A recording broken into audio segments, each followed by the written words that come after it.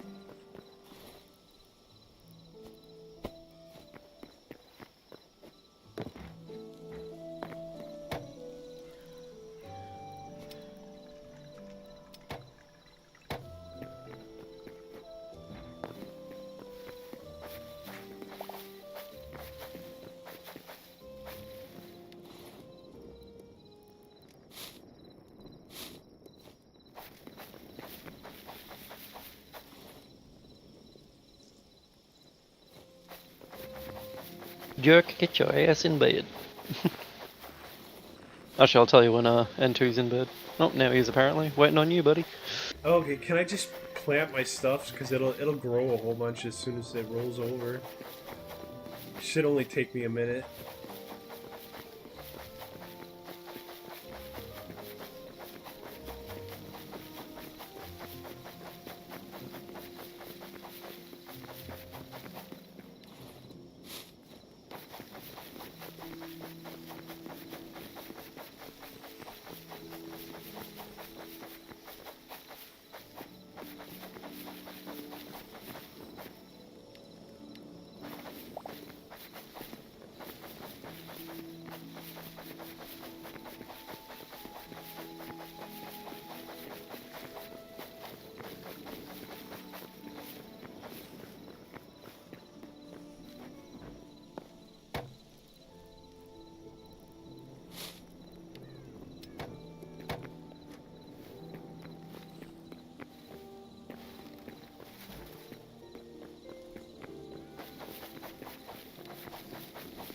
That guy's having a fucking fit.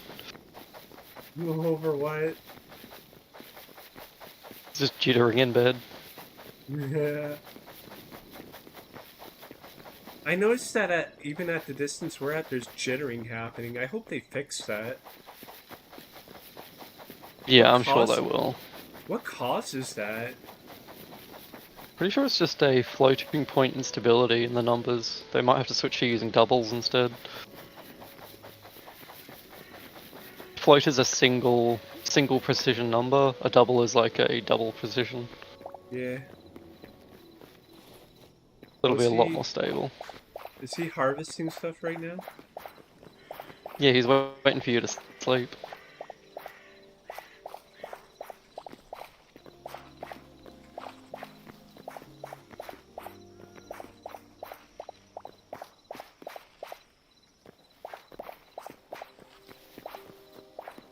Is he in the bed right now or no? Yeah, we're waiting on you.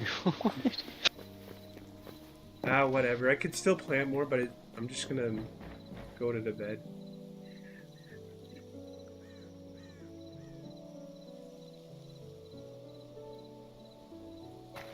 Yay.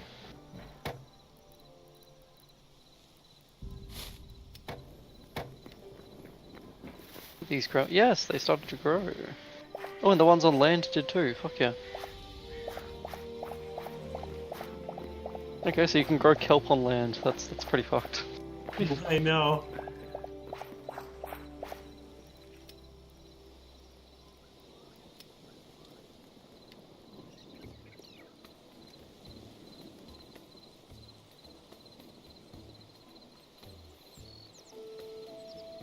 Luckily we just slept because Emily joined.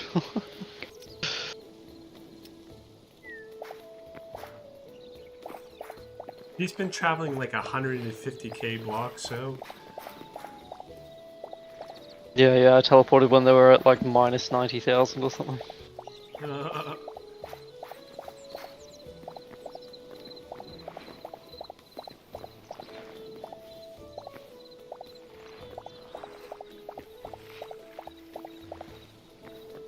Maybe that Quebec's just like ventured down into the cave somewhere.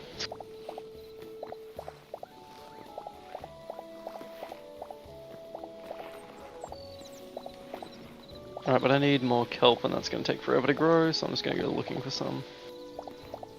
I haven't been southeast yet, so I'll go that way.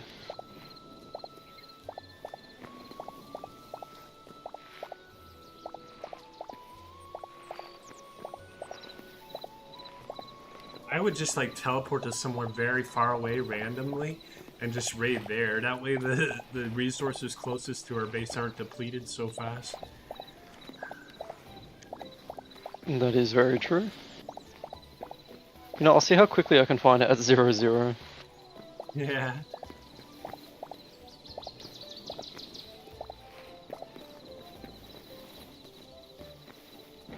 Alright, 0, 0. And let's head south.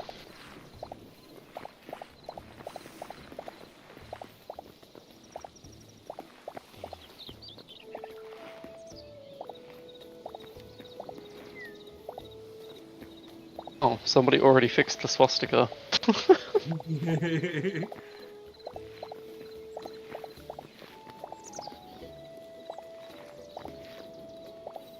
I don't mind it being there, but it's just in the way.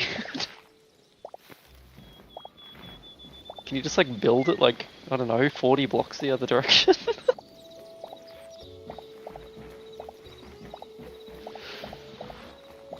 I wonder what stays in. By the way, do you know that the server owner added private portals, so now we can use teleporters? Yeah, I And voted without for it digging in the tunnels. Discord. Oh, nice. I wonder if there's Yeah, any Magneto red... seems like a pretty chill dude. Are there any red blocks? There's red mushroom blocks. Anything besides that? Because that'd be hard to harvest to make a giant swastika. I I guess there's don't magma. think so, actually. There's magma blocks you could turn the volcanic into the glowing variant. Yeah, but we haven't got access to magma, so... I'm gonna go to Wow, I creative for a immediately moment. found kelp. In a check in creative.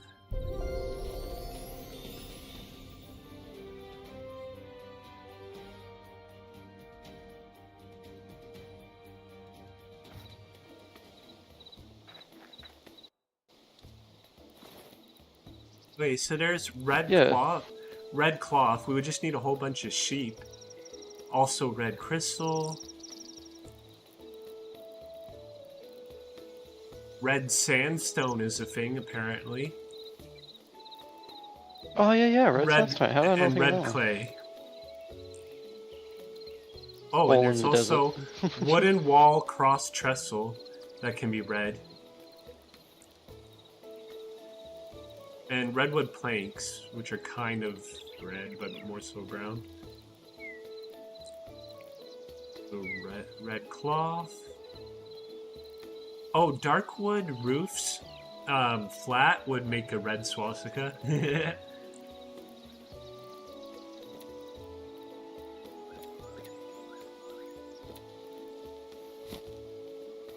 I wonder how you make cloth blocks. I know you can get them from encampments, but I don't know how to make them.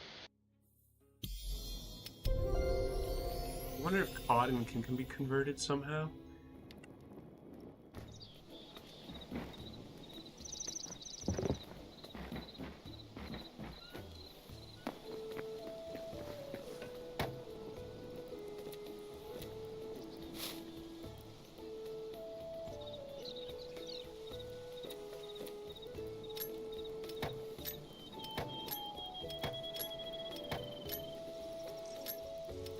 Yeah, there is so much azure kelp near 0, 0. peculiar. Yeah, apparently just nobody knows what it is or wants it here.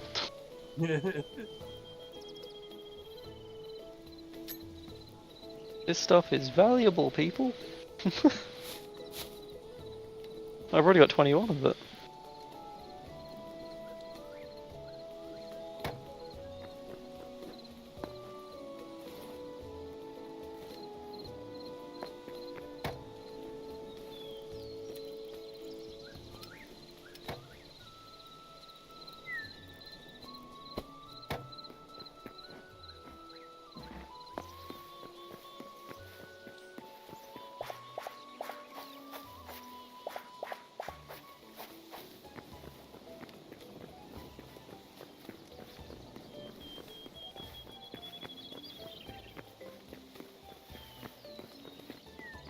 The only limitation to my reach hack for some reason is I can't place blocks infinitely away, but I can destroy blocks or interact with them infinite away.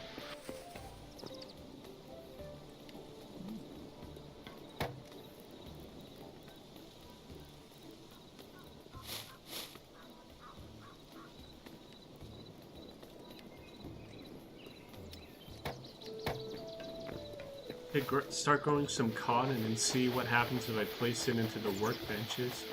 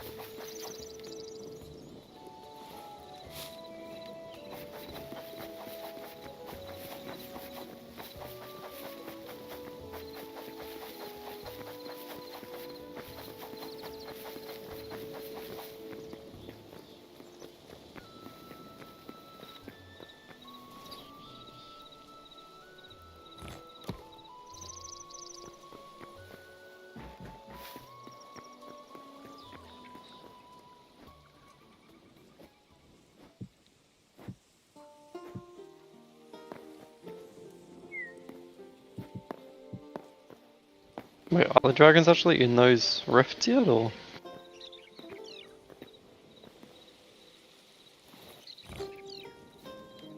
Oh, there's dragons, but they don't like fight or anything. They just sort of sit there. I wonder if they drop anything. I don't know.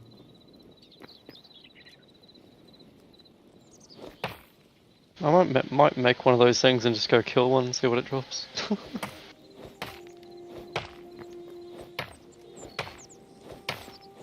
Get tested in creative. Yeah, true.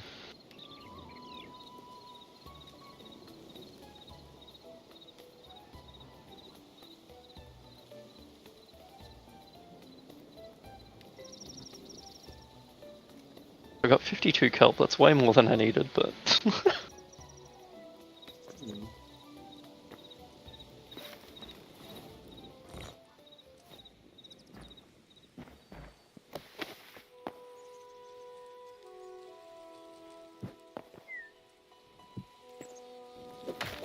Azure logs, where did we put those?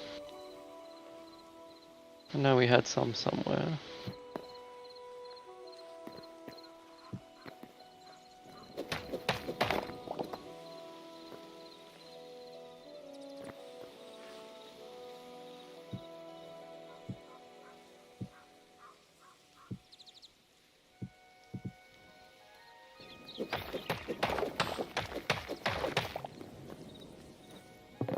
Only got 4, okay.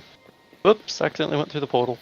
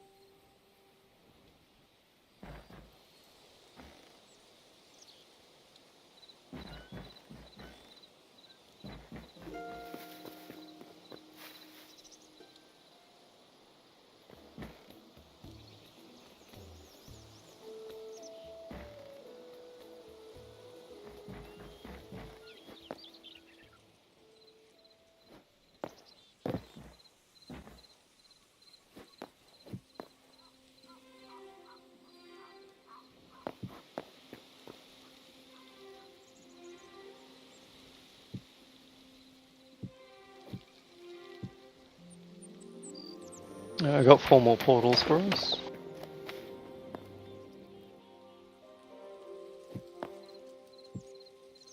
Put them in the ingot chest.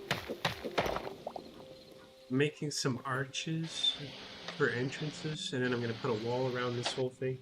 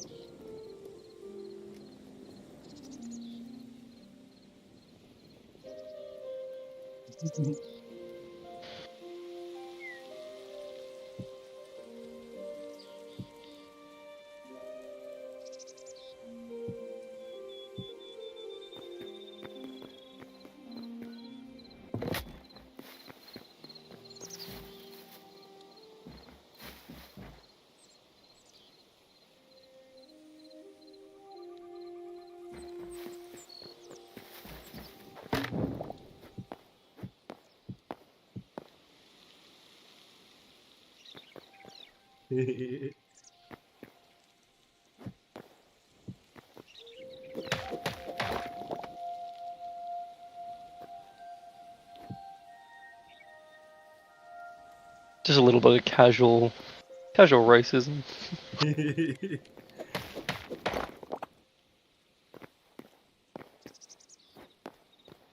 Oh, what did I mess up here?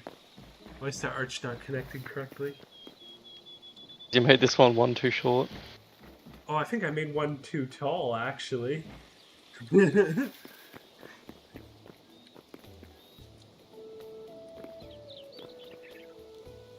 Yeah, that one's not supposed to be quite that tall. Should I just make it taller, though? I don't know. It makes it less of a circle and more of an oval. What do you think? Should I just extend that one up or shorten it the other side down to make it proper? Probably just shorten it. Yeah, shorten it. Otherwise it costs us more materials. And that shit hard to get. Yeah. Well, not hard to get, but just annoying to get. Yeah.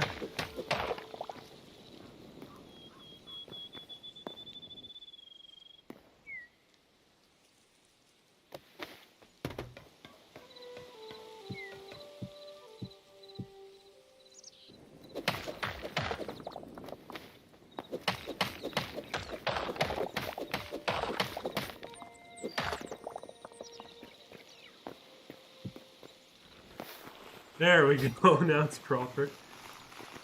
And we can fill in that area in between with gold. I'll see how it looks.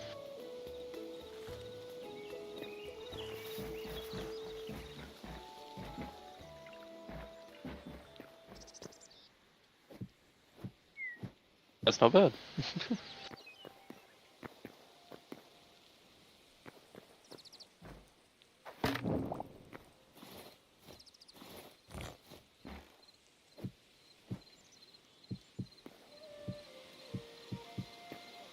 Are we gonna have the gold like that just in the arches?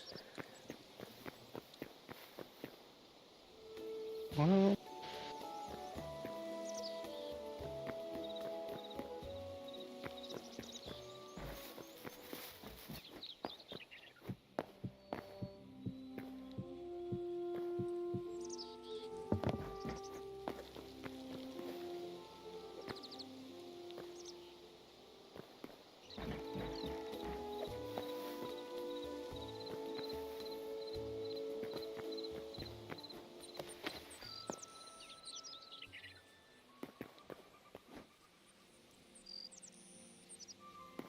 Can I build it all up to this height?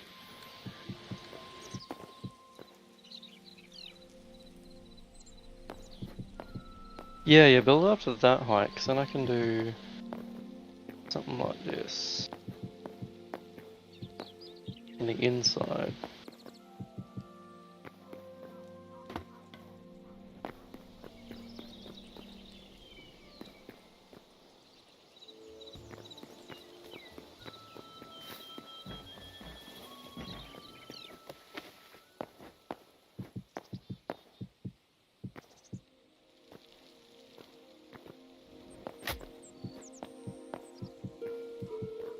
Can you actually get glass yet? Or well, have we just not built any or made any? I didn't see any glass in creative. Huh. How do you make potions then? I don't know.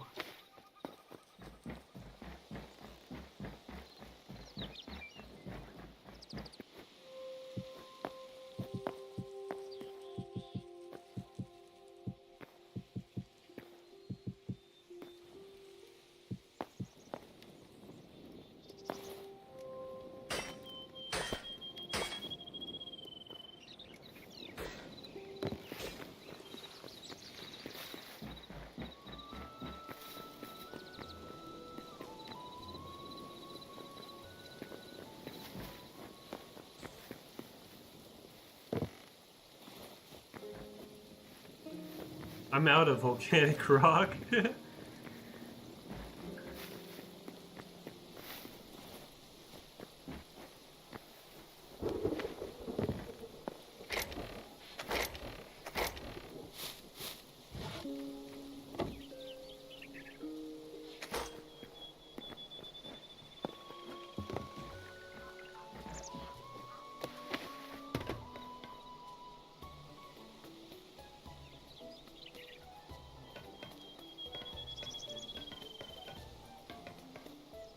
I wonder if my berry bushes will keep growing even when in shade.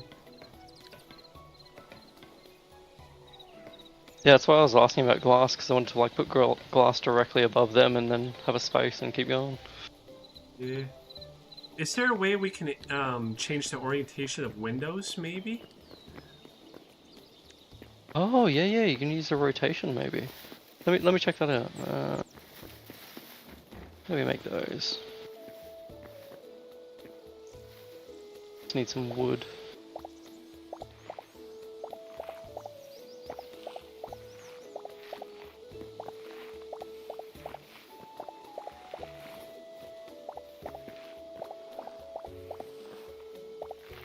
What you can't use? You can't use Azure logs in the builder's workbench? Really? Yeah, it's so random. Huh.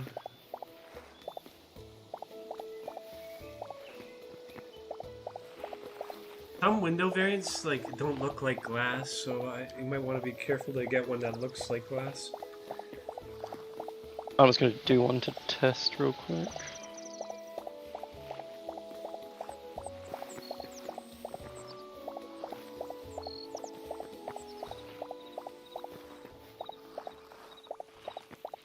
I really wish there was documentation about how the mechanics for growing works. No, you can't put them vertically, but you can put them side to side. What? Ash?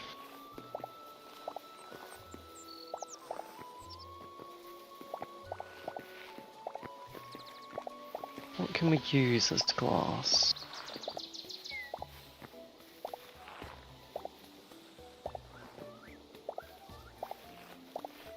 Gotta be something. Let me just switch my creative on for a second and search for it.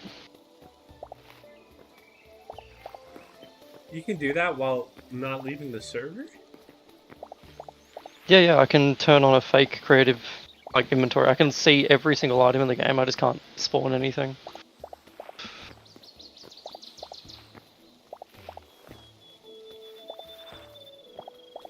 Soils, ores. Maybe in decoration? Nope.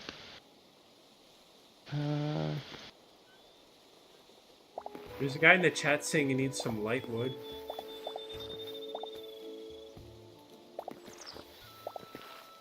Of which we do not have any. Pretty sure we do. Isn't aspen wood light wood? Like Oh, my possibly, yeah, my actually. wood chest, I'm pretty sure has aspen in it, which is light wood. Oh, maybe there's a trapdoor that looks like glass.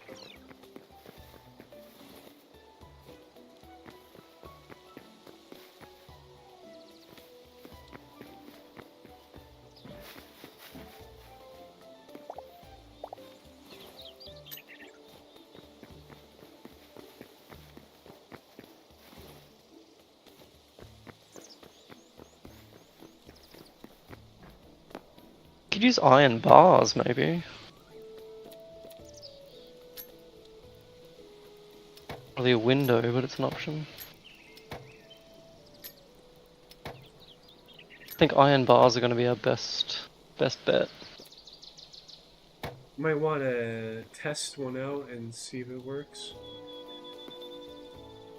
I wonder if it obscures the plant growth or not. I'm guessing it probably will, because of course it's going to be an ass, but...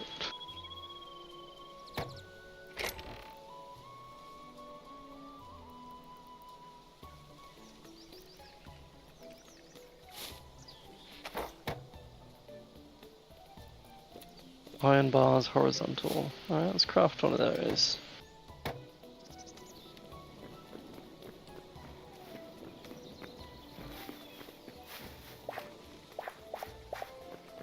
And I got some cotton. Oh, it won't let me put it in the builder's workbench.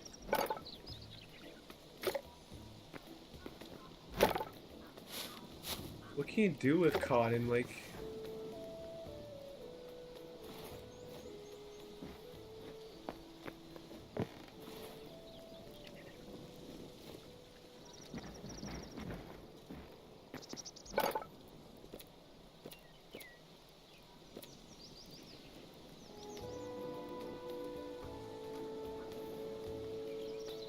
Are we missing some workbenches? I think we might be.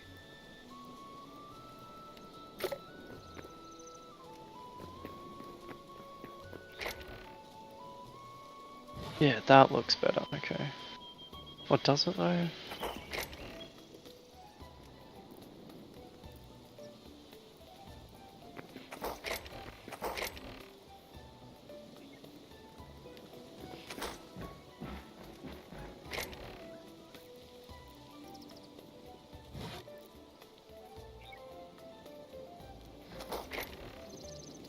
That looks fine. You might come in here and tell me which way you prefer these iron bars?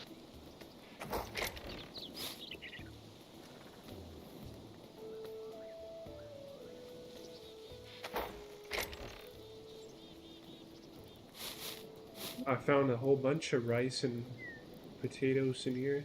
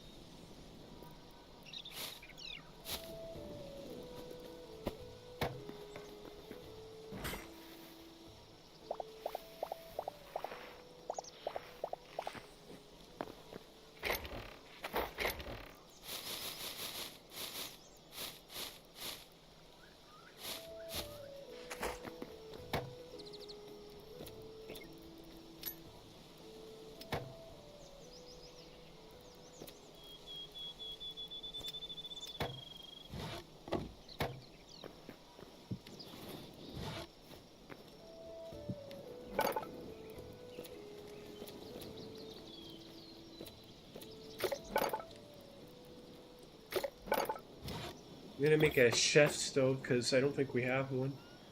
I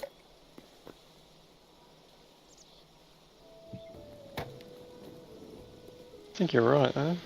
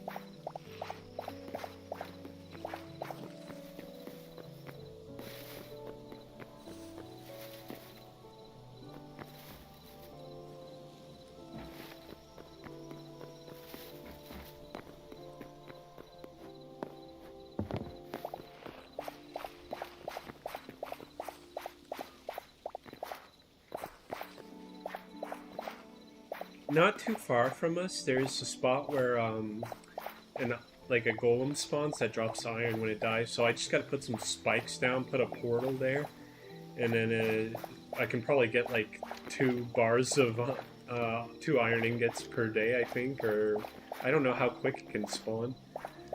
It, if it only spawns once per day, then I assume it's going to be 2.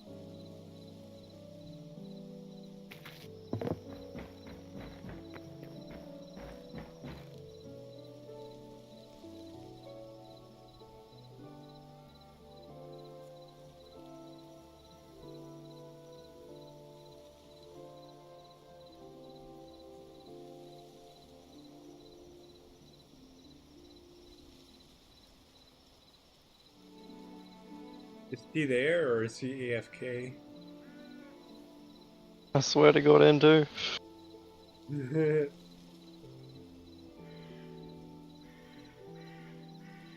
Tell me if he responds or not. I got rice plant.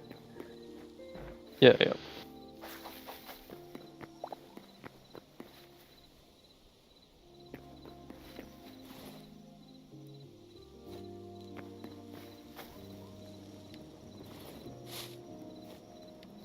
Oh my God, now he comes back. Oh, Okay.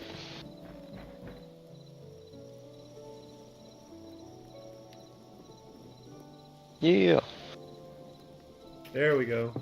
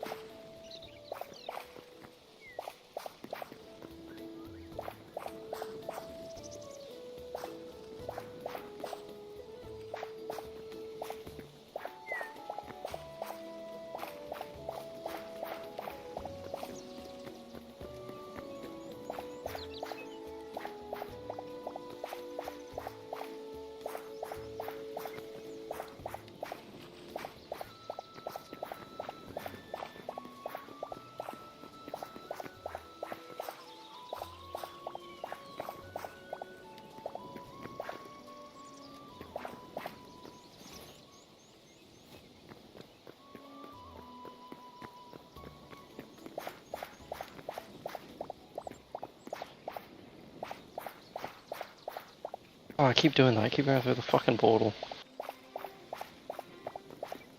Are you walking into my portal by accident? Yeah.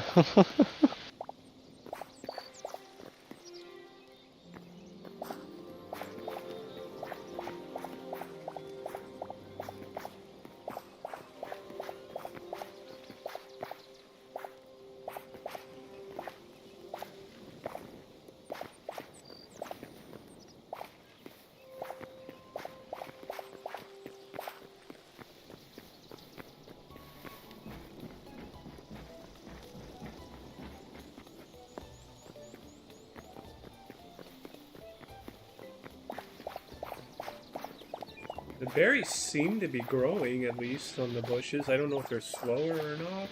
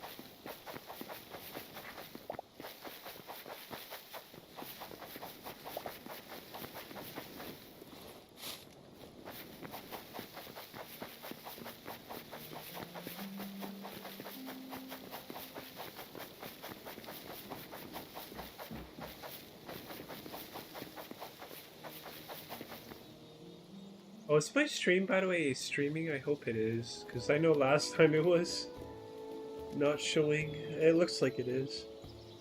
Last time it was all just black.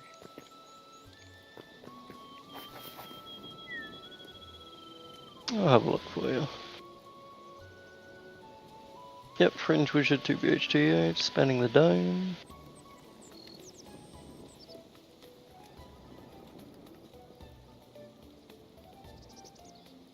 Yep, it's working.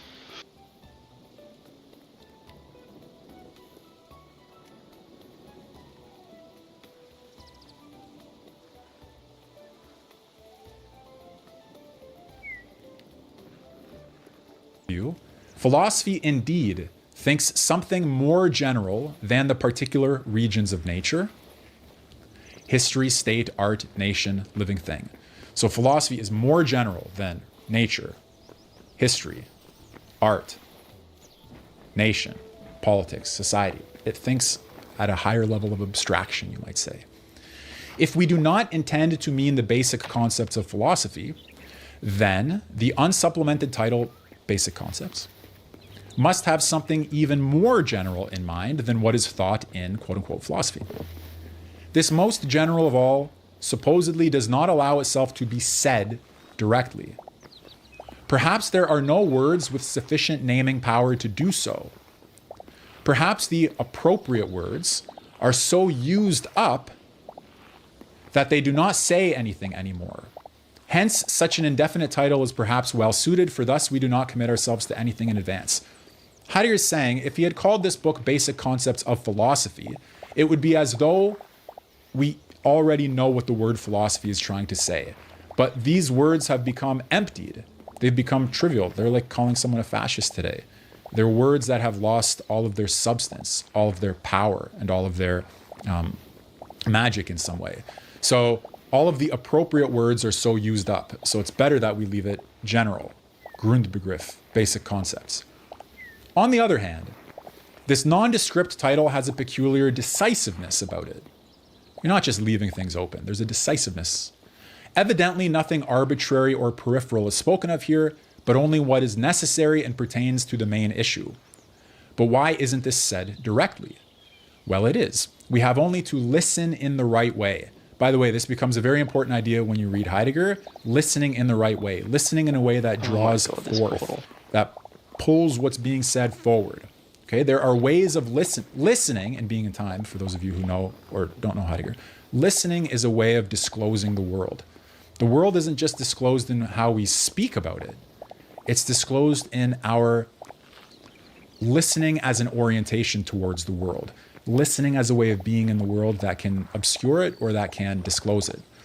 So, to get back to the text here, we have to listen in the right way. With the first apprehension of the title, Basic Concepts, we must immediately begin to practice what will be demanded of us from now on. What is demanded of us as we read Heidegger's lecture together? Relinquishing the customary, which is at the same time the comfortable.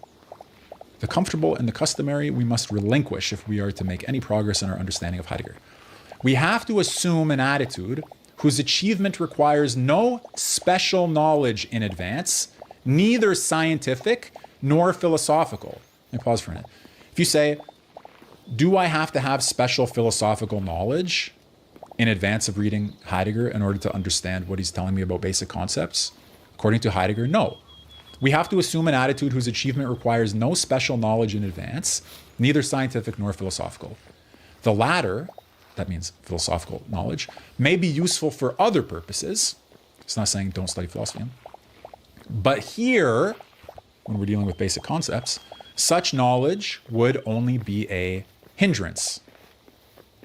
For here, only one thing is required: readiness to put the essence of man at risk in thinking that which grounds this essence, and foremost, that which grounds everything that man takes for being.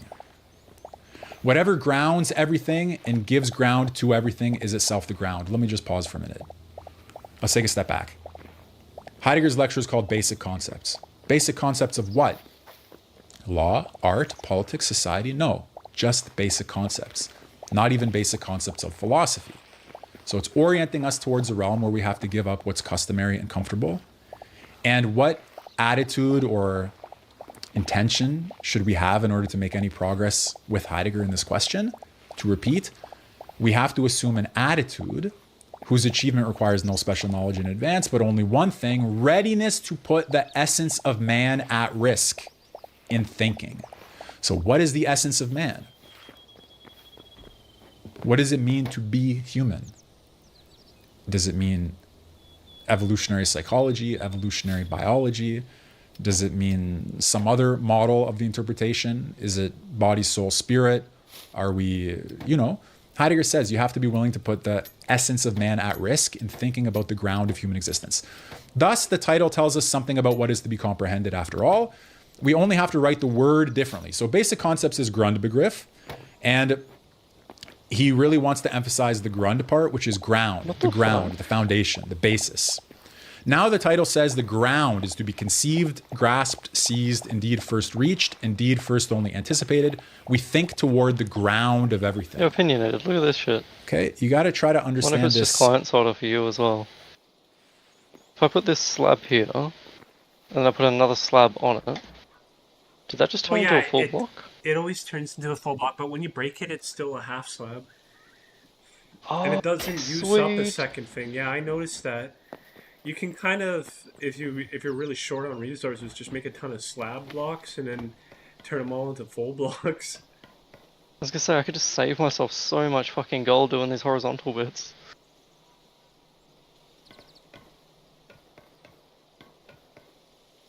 You might want to do them in full blocks, though, just in case they change that in the future and it fucks you over. Yeah, true.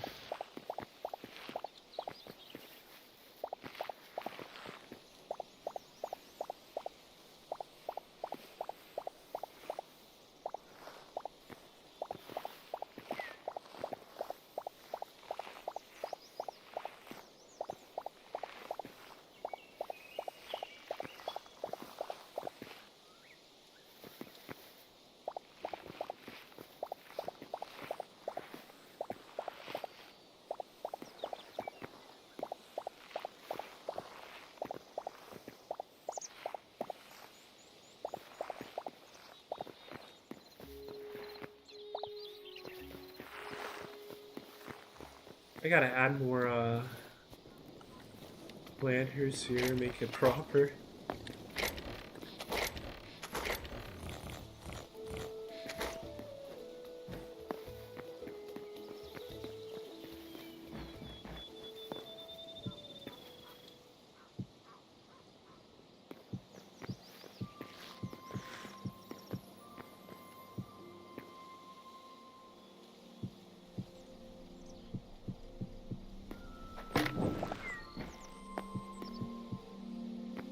Alright, well, we need more gold. It's kind of shit you can't turn the slabs back into full blocks though.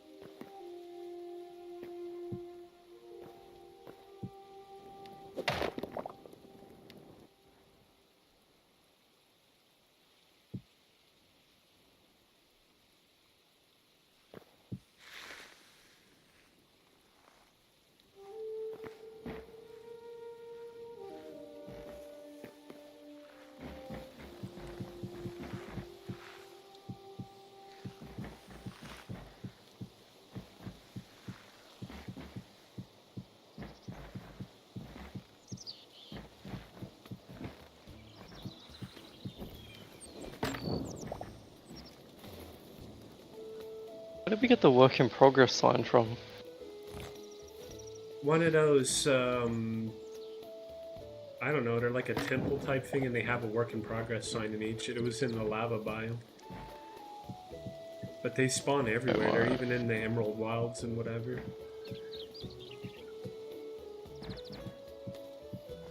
I'm gonna go try and find a few more.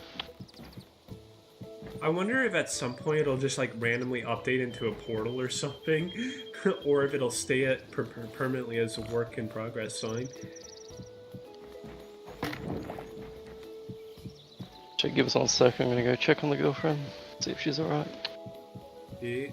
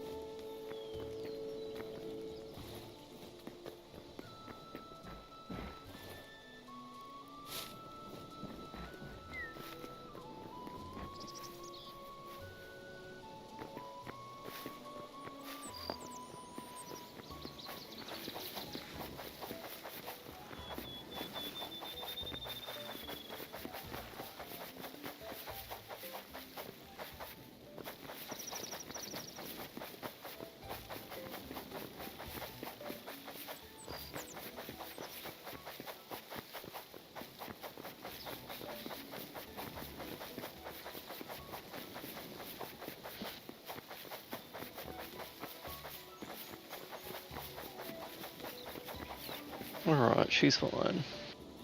Yeah, I'm gonna need a lot more volcanic cobble to finish off the wall around this thing and put arches at each end. Oh yeah. Oh, my pickaxe is so fucked. Might want to make a new one. I just made a new one at some point.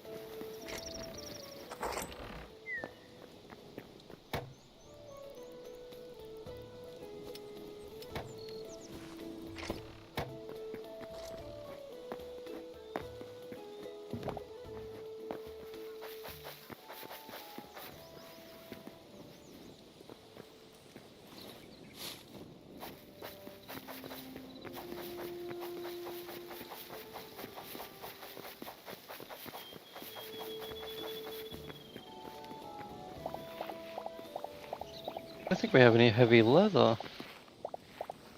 Yeah, we have a serious shortage of heavy leather. Shortage is in like literally none.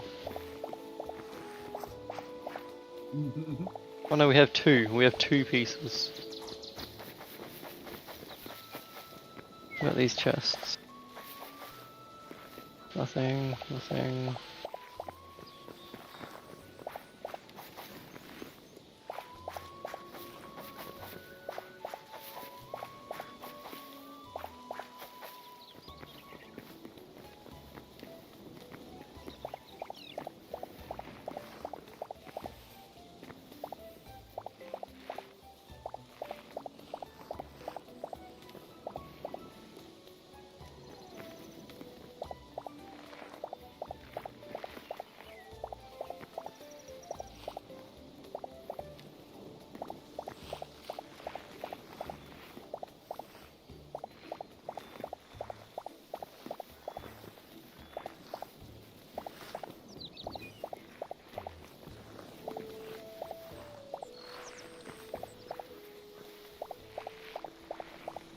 Oh my god, yeah, they're supposed to have 400 durability. And mine's got 121. Yeah, that's around when I gave up on mine.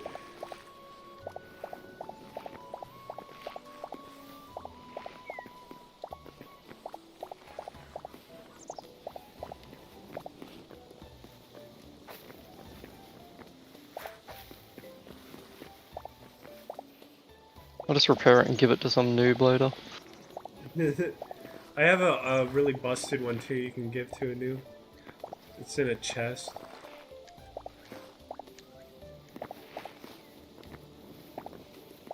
Alright. I'm actually gonna fully close the game and relog 'cause it's starting to be a bit fucking glitchy.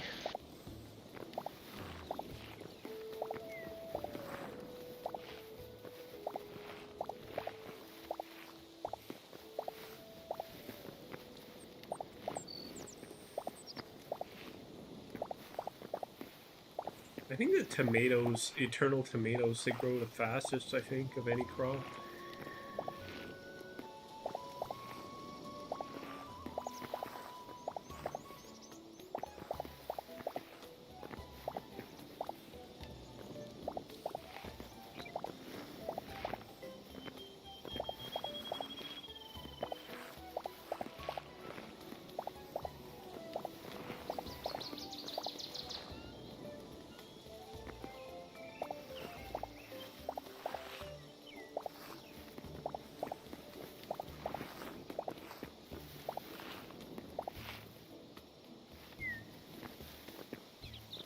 Alright, fix my mouse glitch.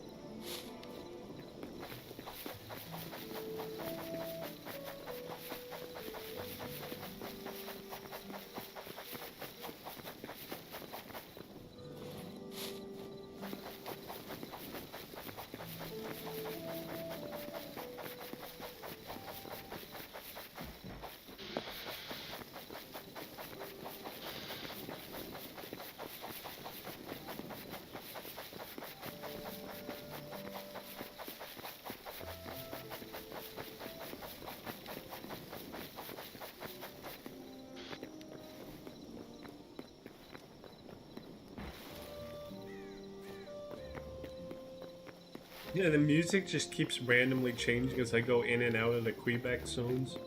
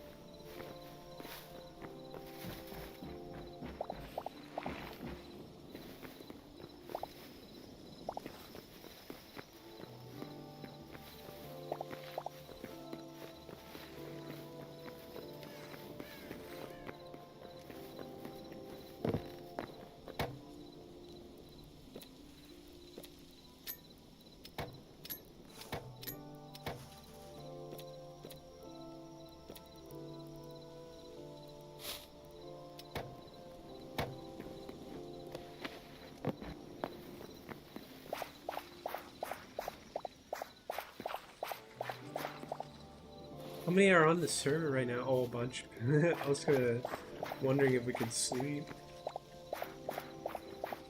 Yeah, no, probably not.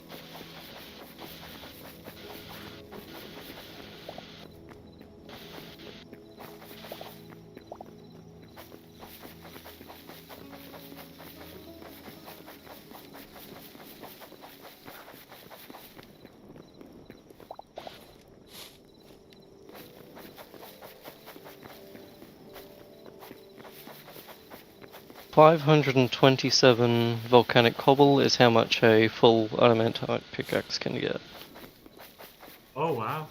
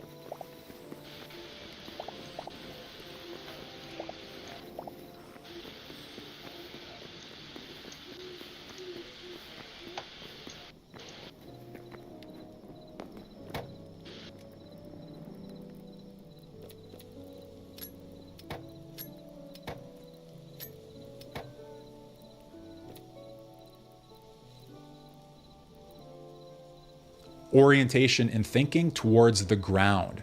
If you've presupposed something, your preposition serves as the ground, the basis or the foundation. Heidegger's always trying to get us to go further. We presuppose something, like a hypothesis or an axiom or some a priori.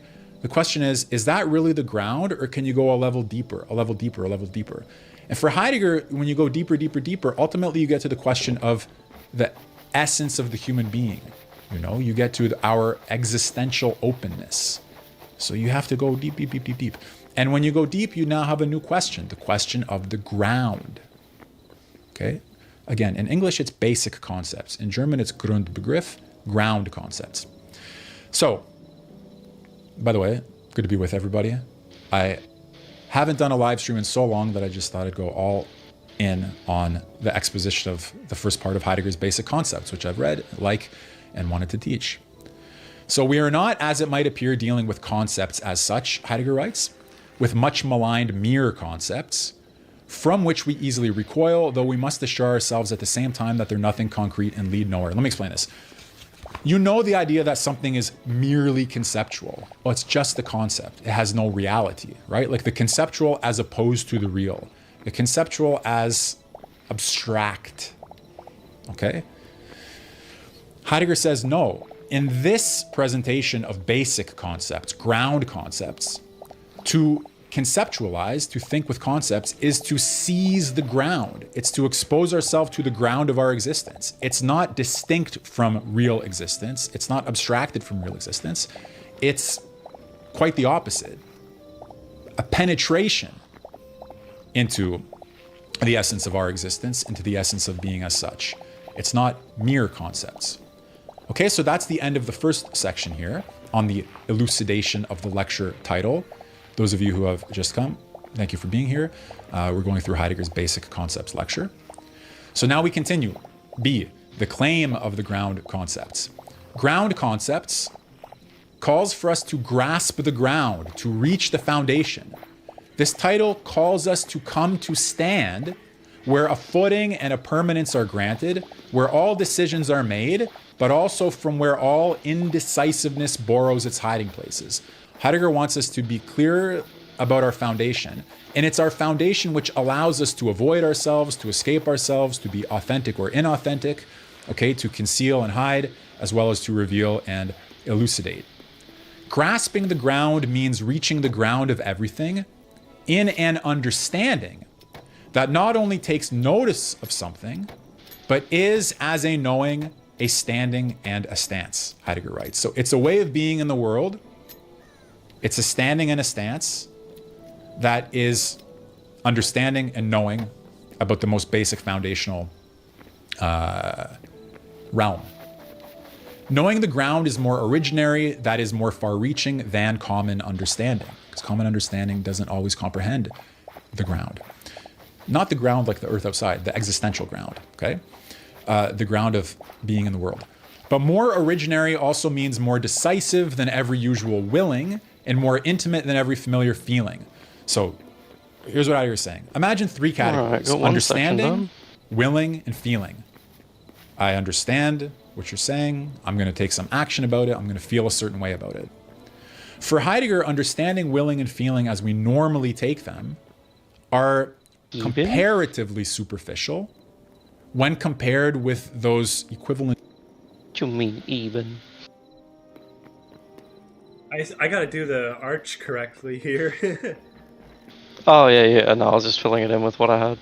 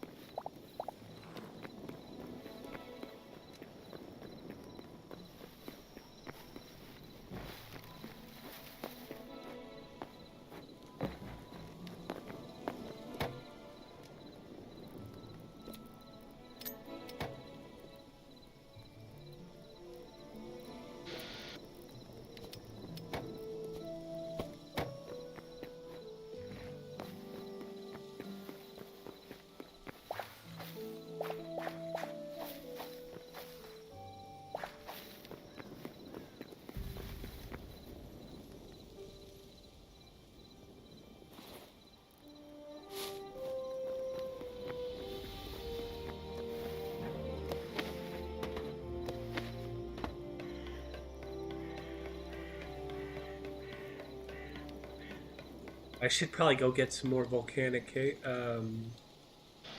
cobble. Then I can let my crops. I can let my crops grow for a bit. We're gonna need minimum 1200. Probably about minimum 1800 to complete the ring.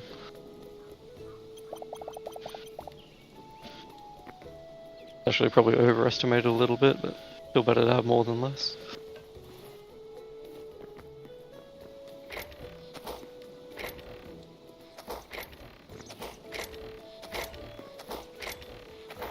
You're just using your teleporter, I completely forget about that.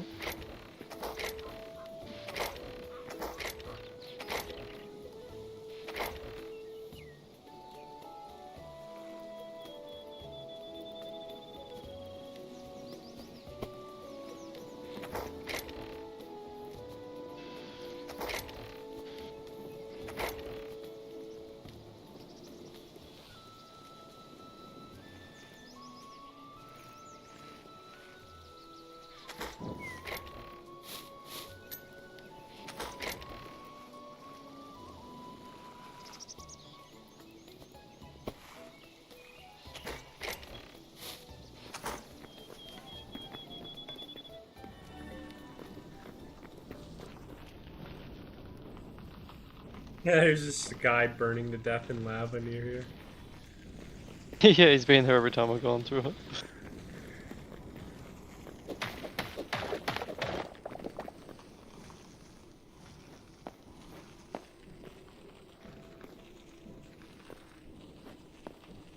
What have you done?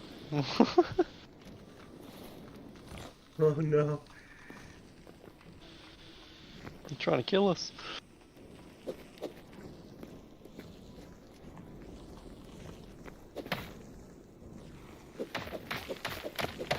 bro, this island sucks.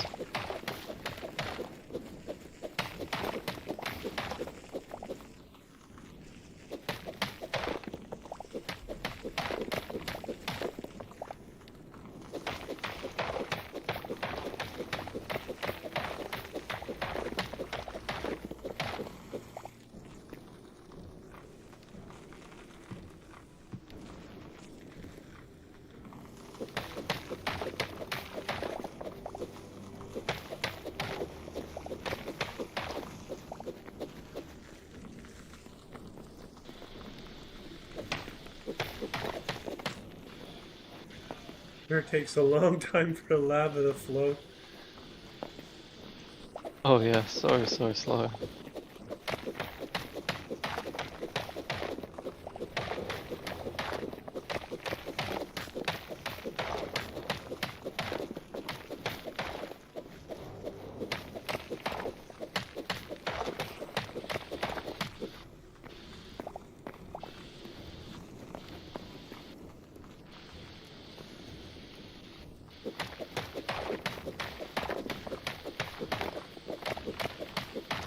The server seems pretty stable right now. Yeah, it doesn't seem to be getting lag spikes. Probably because I'm not flying around like a fucking maniac. Yeah.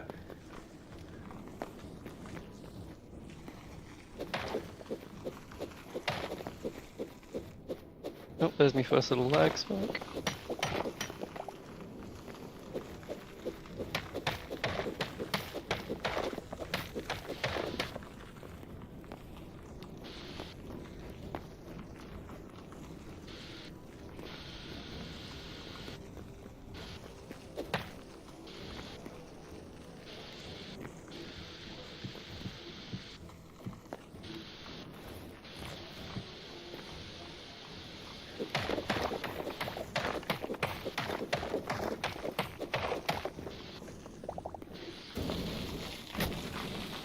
Alright, there's another 100. I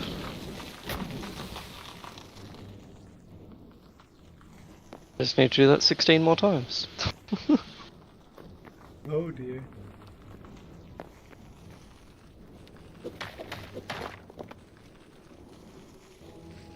I gotta like section this thing off, but I can't figure out. I can't. It's hard to see.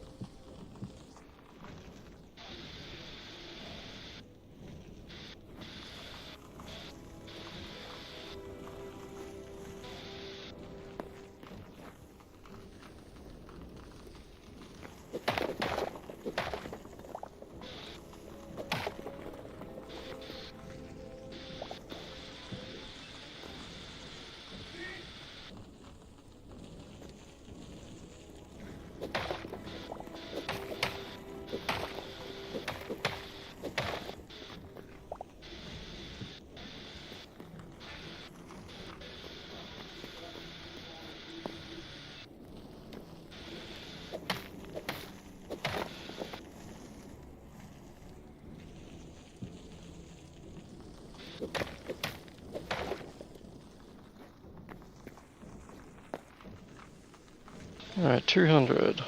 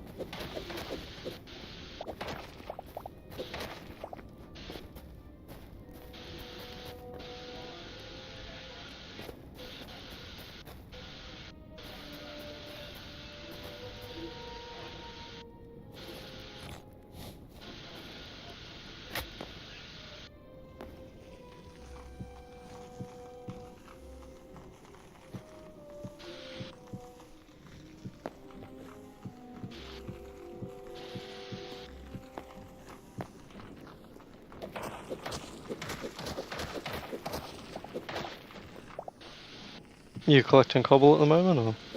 I'm trying to patch this thing so I can finish my stairs.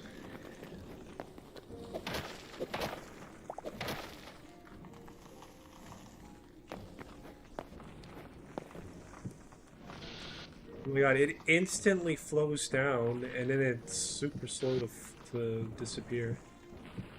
Yeah.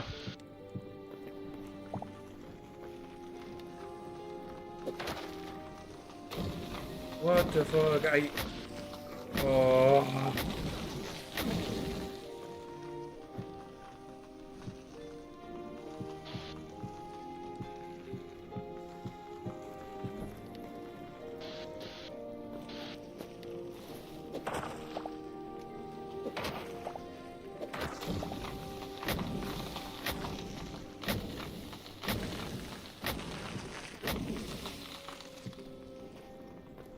I'm just gonna give up on that for now.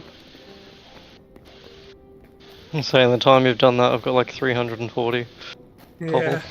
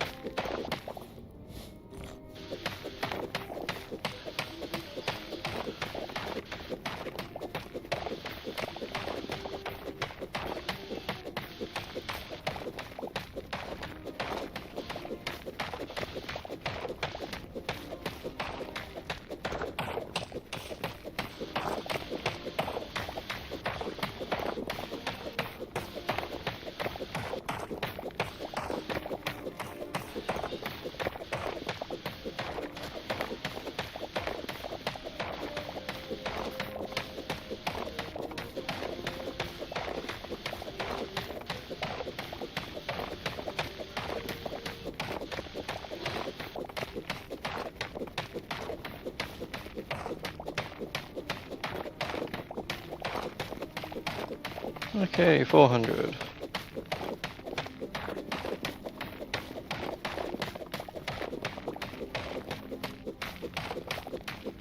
I'm just gonna go till my pickaxe breaks. Yeah, same. Brought a repair kit.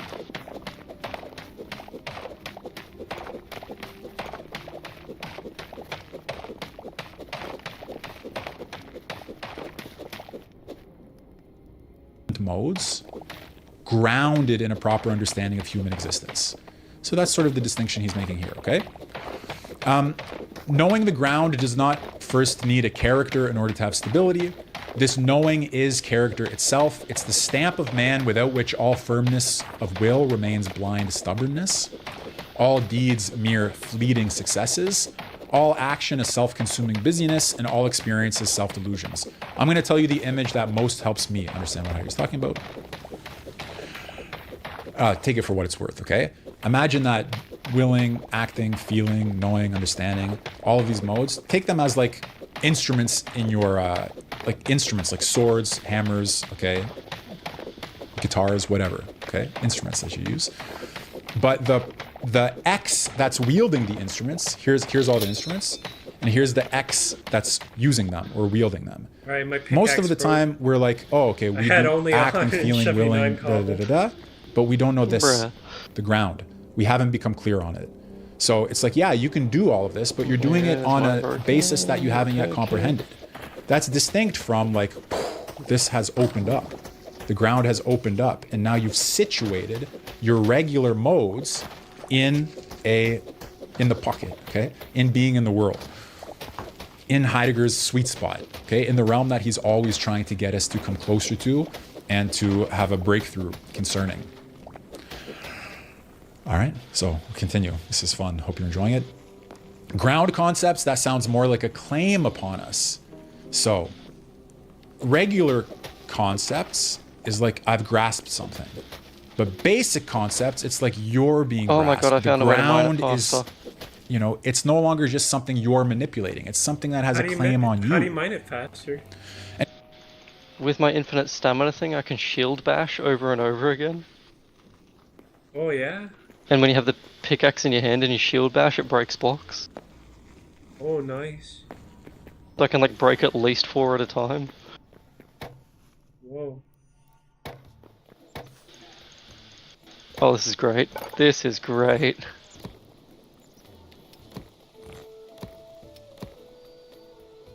Does your mining going way faster now? Not super duper faster, but like it's doesn't take durability from my pickaxe, so I count it as a win. Yeah.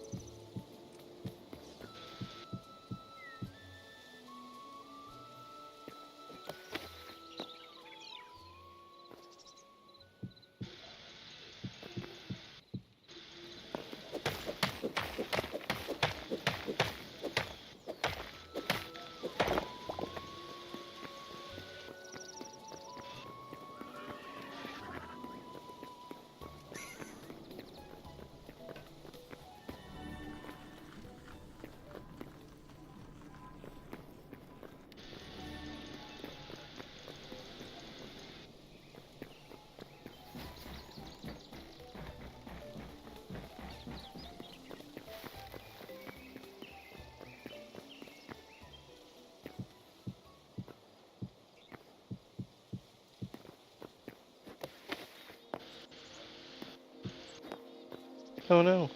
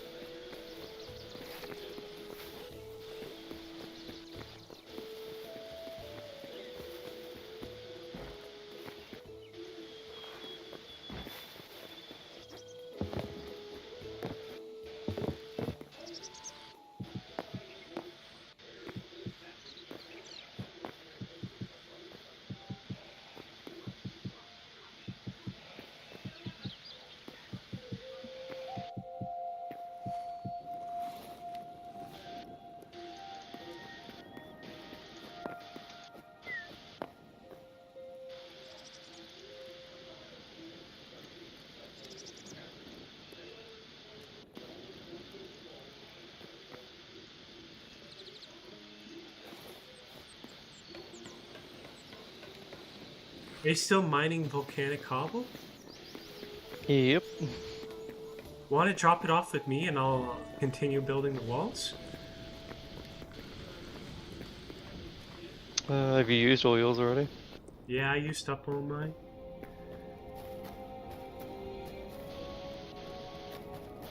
Oh, I'll bring it back once I got 700. I gotta get a Yeah, the shield repair bashing kit. is really inconsistent, so it's not really faster. Oh dear.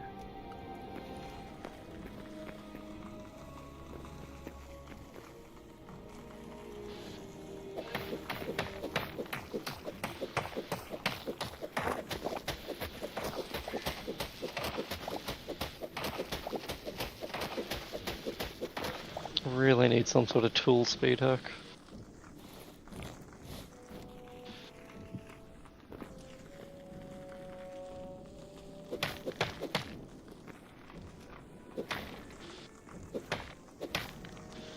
Careful. Yeah, I'll drop all this off for you, and you can... There we go. Finally got that part done. There you go.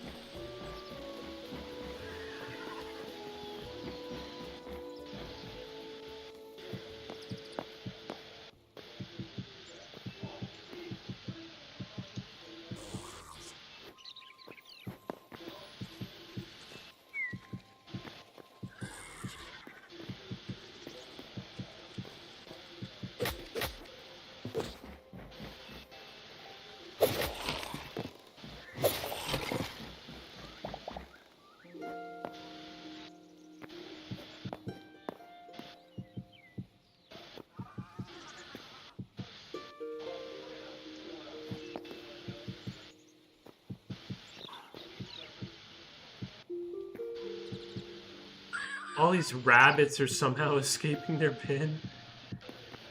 Yeah. I think their movement like desyncs and the fences are really small, so they just glitch through them.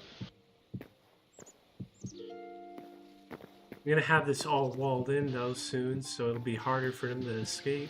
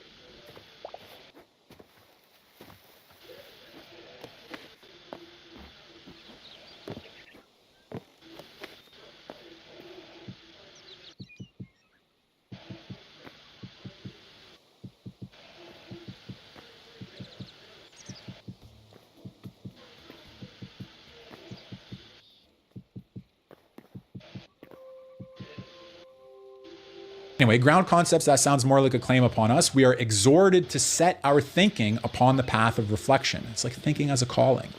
From the time when the essential configuration of Western history, and not the mere succession of events, begins to unfold, a saying is handed down to us that goes, meleta to pan in Greek, don't worry about the pronunciation, take into care beings as a whole. That means consider that everything depends upon the whole of beings. This is going to get abstract, but I'll walk us through. Consider that everything depends upon the whole of beings, upon what addresses humanity from there. Always consider the essential first and last, and assume the attitude that matures us for such reflection. Like everything else, this attitude must be simple, and the suggestion that intimates this attitude, which is a knowing, to us must be simple as well. It suffices for this suggestion to distinguish what humanity, having come to itself, must attend to. Just want to say a couple of words of clarification on this section. Number one, there's this old Greek phrase, take into care beings as a whole. So here's one thing, my pen. Here's another thing, my book. Here's another thing, my water. But take into care beings as a whole means all, the whole, the cosmos, the pan, okay? Everything, all. In other words, what is it in us and about us that allows for the orientation, not just towards this or that, but towards the whole, the all, the everything, beings as such. So Heidegger is always going to be trying to orient us not towards this or that, but towards, like I say, the ground of all existence, or beings as a whole, and these other realms in which we operate, just to put it that way. So the difference of claims upon man.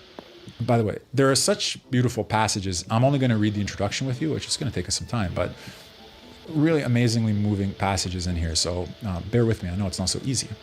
The claim of requirements, needing. We attend either to what we need or to what we can do without. We measure what we need according to our requirements, according to desires left to themselves and their cravings, according to what we count with and count upon. Behind these desires and cravings stands the press of that unrest, for which every enough is just as soon a never enough. So here Heidegger is talking about our ordinary desire, craving, unrest, needs, wants, satisfactions. This unrest of continuously new needing, of self-increasing and expanding interests, does not originate from anything like an artificially cultivated avarice. It's not like capitalist culture has taught you always to want more. Rather, this avidity is already the result of that unrest within which the surge of mere life, of the merely living, reveals itself. To remain thrust and forced into its own craving belongs to the essence of the living. Doesn't belong to the essence of capitalism. It belongs to the essence of the living. Indeed, the living, in quotation marks, which we know as plants and animals, always seems to find and maintain its fixed shape precisely in this craving. Whereas man, now Heidegger is distinguishing the living of plants and animals from man, man can expressly elevate the living and its cravings into a guiding measure and make it the principle of progress. So here you take what's natural to the living, the desire, the unrest, and the desire always for more, and man can make that into his principle. Animals don't make it into their principle; they just operate that way. But man can make it the principle of progress. If we attend only to what we need, we are yoked into the compulsive unrest of mere life. I want you to get used to kind of getting on Heidegger's wavelength here, okay? Because his formulations aren't always intuitive, but when you get them, they click. If we attend, like what are you attending to? I'm attending to what I have. I'm attending to what I don't have. I'm attending to what I want, right? Where's your attention going? If we attend only to what we need, if we put ourselves like plants and animals into this compulsion of need, we are yoked into the compulsive unrest of mere life. We become animal-like, okay? Compulsion, yoking, mere life. This form of life arouses the appearance of the moved and the self-moving, and therefore of the free, because suddenly you're chasing need after need after need after need, desire after desire after desire after desire. It looks like an active life. It looks like the life of free activity, but it only looks like it. Thus, the appearance of freedom, Heidegger continues, exists precisely where man attends only to what he needs. For man's calculating and planning move within a field of play whose limits he himself can adjust to his particular wants. You get the sense, and we're about to see, that Heidegger does not think this is the last word on freedom or how many are we going to be missing? Or need or Well, I'm out. I need more. I'm also gonna have to fix up the arches too, so I'm gonna need a bit for that as well. And then there's gonna be some stuff near the bottom probably that I'll want to fix up too. Yeah. Like here, for example, there's just a whole bunch of dirt, and it kind of makes the wall more vulnerable. You can just dig through the dirt.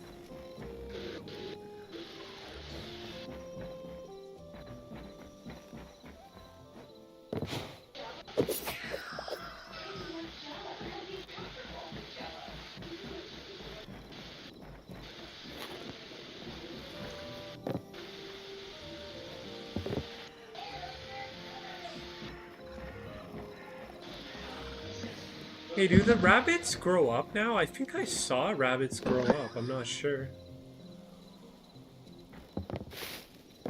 I don't know, man. Sorry, I didn't realize you could hear all that fucking TV shit. What? No, I'm talking about rabbits in the game. They seem to grow up now. Yeah.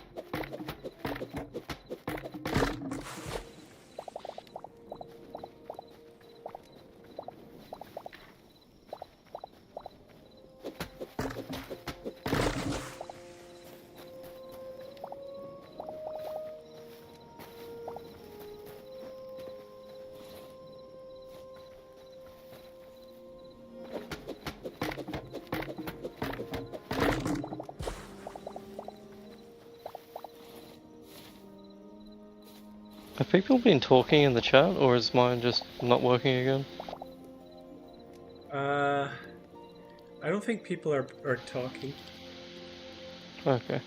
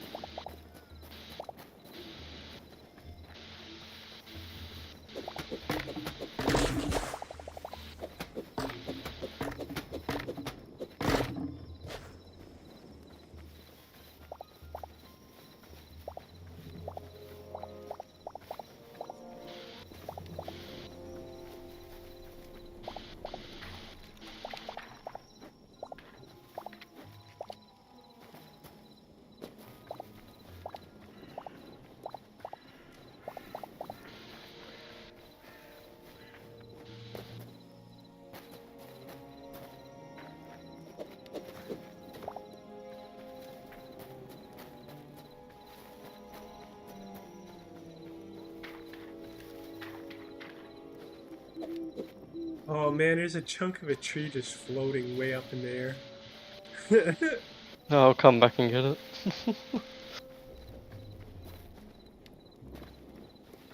We should only need like 300 more stone, shouldn't we? Probably. At least yeah. for the ring.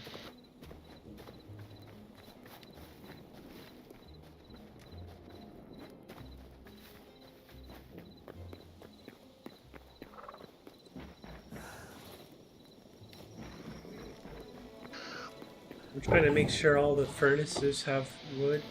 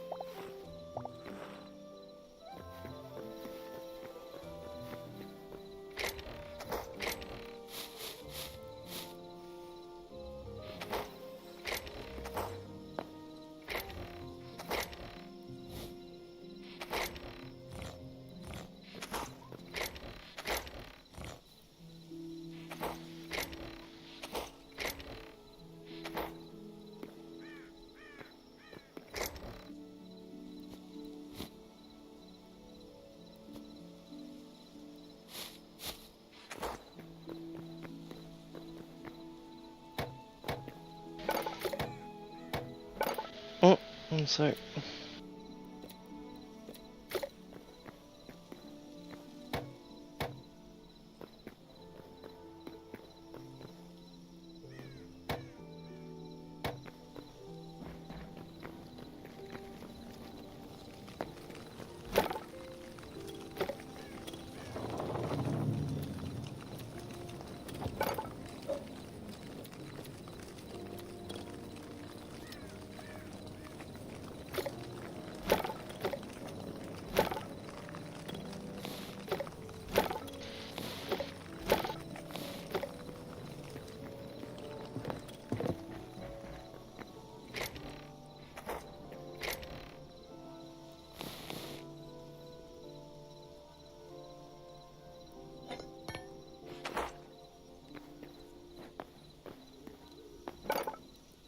Alright, that ring's done. We still got 243 extra brick. We have very little iron left. Oh boy. Oh yeah. It's because we use so much of it to make the iron bars.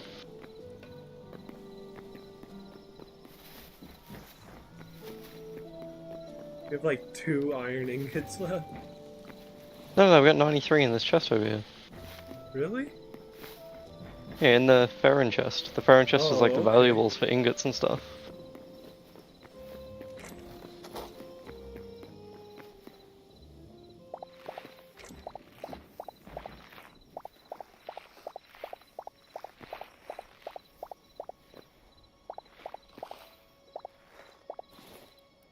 They're running lowest on copper.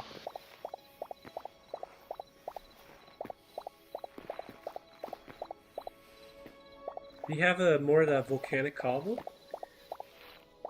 Yeah, I got 243. In that chest.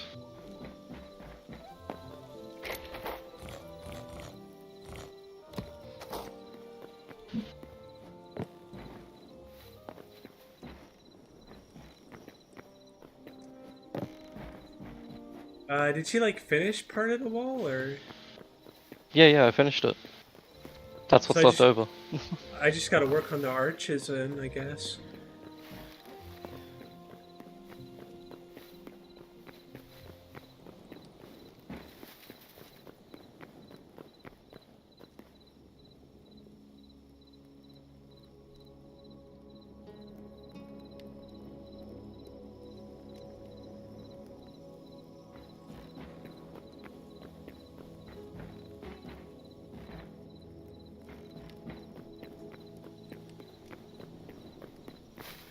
It's kind of hard for me to see. I'm just gonna remove part of this temporarily so I can see how the pattern goes. Yeah.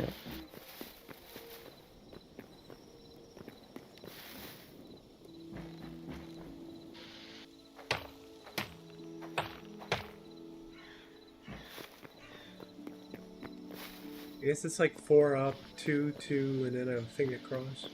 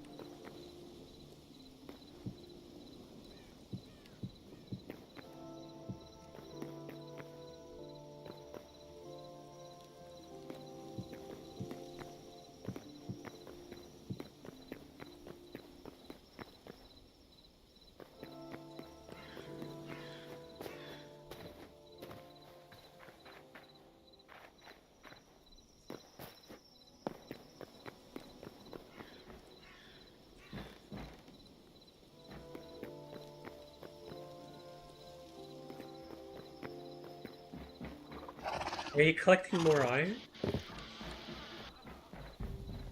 No, I can do that. Would be good, and I probably should finish off my iron farm stuff soon.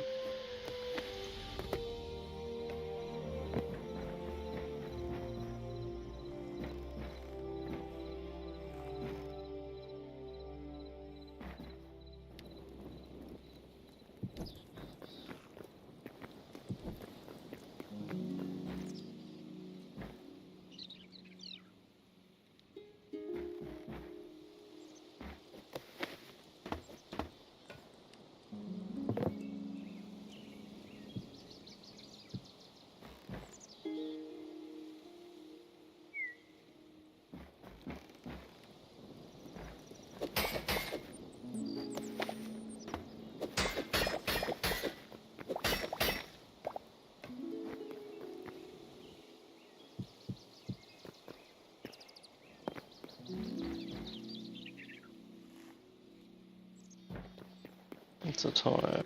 10:48. Yeah, I can collect a little bit more, but then I gotta go soon. Where is the iron? A lot of copper around here.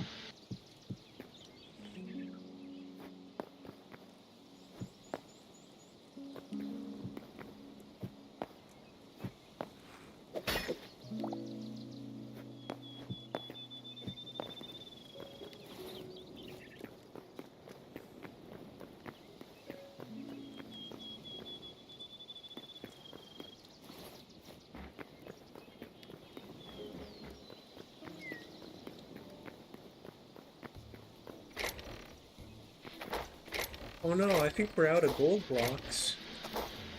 Yeah, we are. I couldn't Need to get quite. some more gold too. I can't quite finish this. I think we need 1, 2, 3, 4, 5, 6, 7, 8, 9. We need 9 more gold blocks to finish off the golden Shit. arch. Yeah.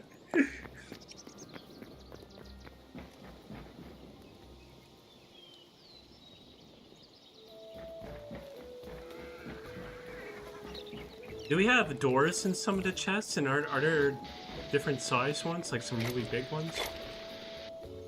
Yeah, I think I grabbed some from one of those desert temples. And the frost temples as well.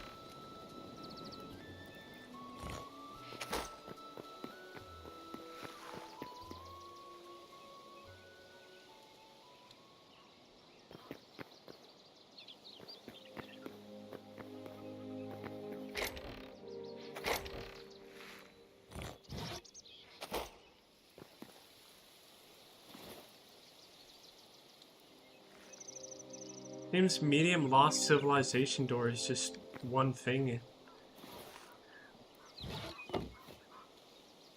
Oh, these ones are much bigger.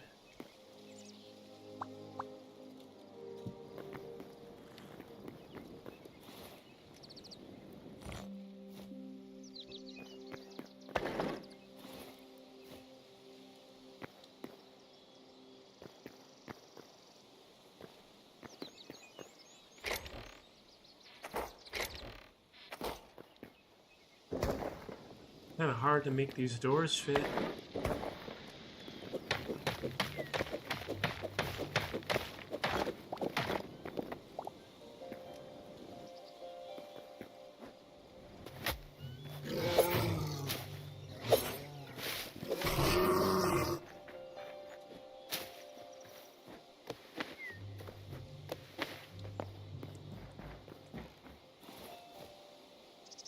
Oh, there's also a calm thing that you're making that ran out of gold too. Oh, what?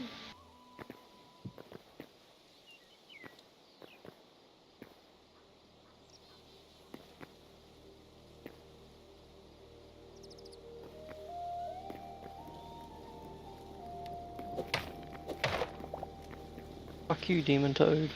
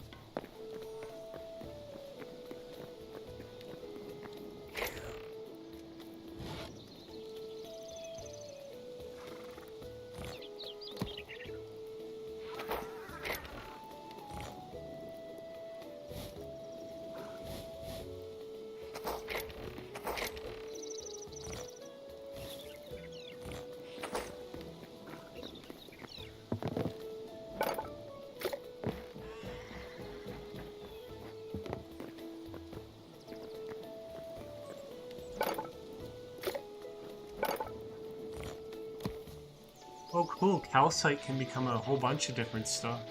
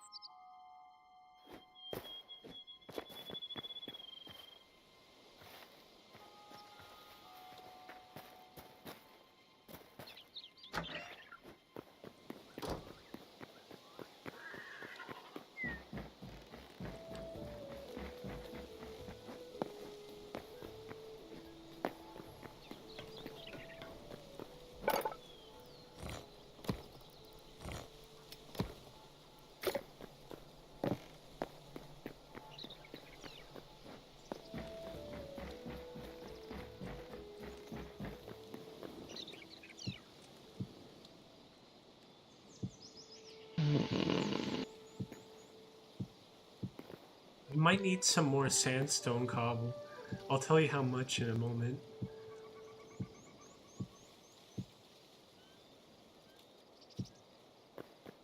Yeah, I'm gonna need, let's see, one.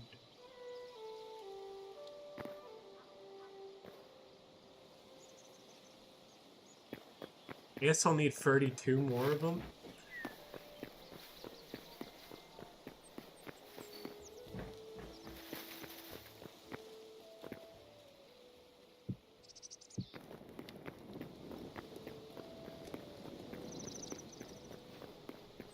Maybe it'll be in the chest somewhere. I better check.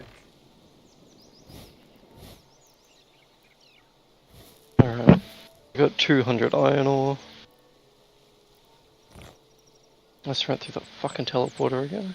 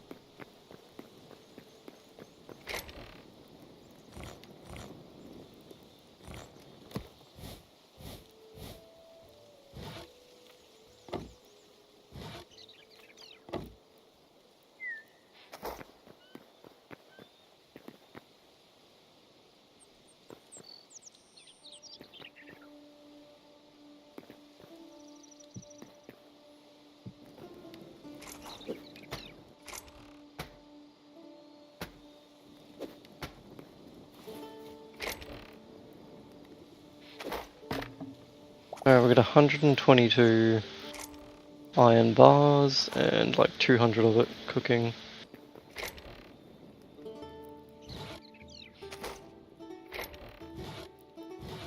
Yeah, Should last us for a little while. Yeah, do you think you can get me some sandstone cobble? I think I might be able to Yes, I get it. can. Yeah.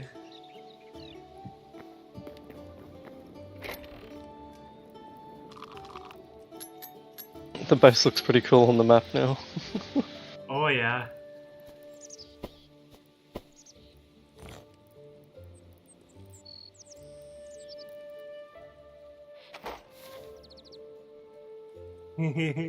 Stone.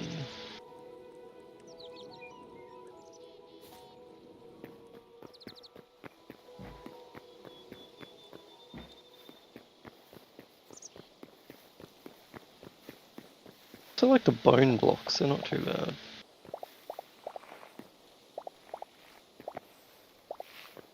Sandstone cobble. Kind of weird that most of my crops are invisible on the map. That is a bit odd.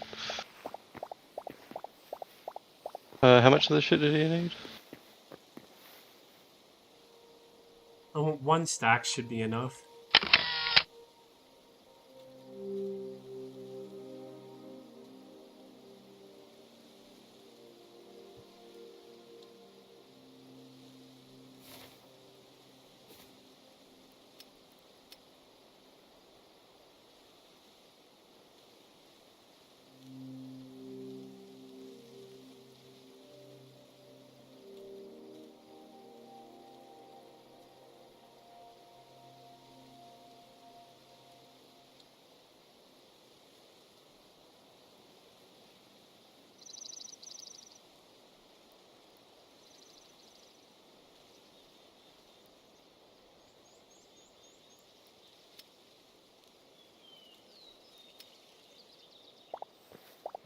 I sent a bug report because I think all the crops should appear or none of them, you know?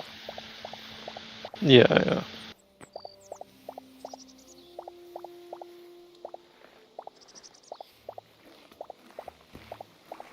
The planters also should show, like it looks as if there's just a wooden floor there. You can't even tell there's planters.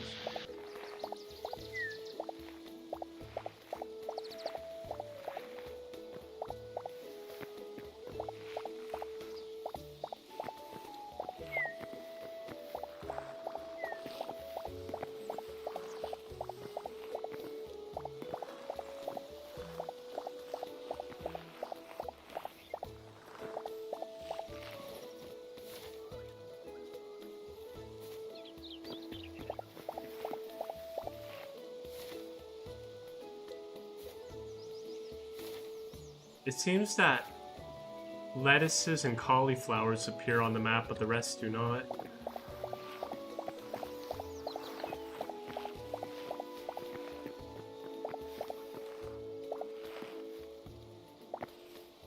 Here's your sandstone. There we go.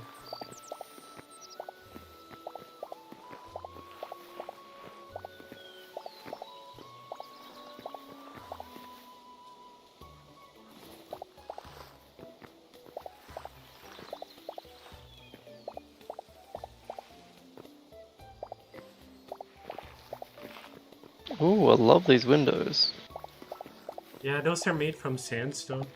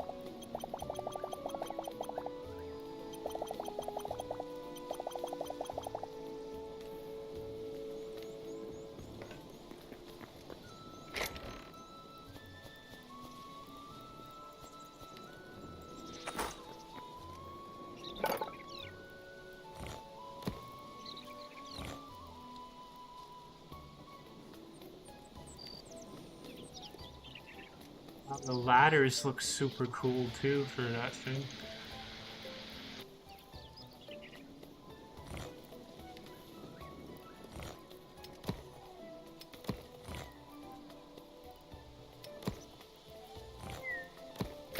Yeah, look at this ladder. You can't even tell it's a ladder, but it What is. the fuck? That's awesome.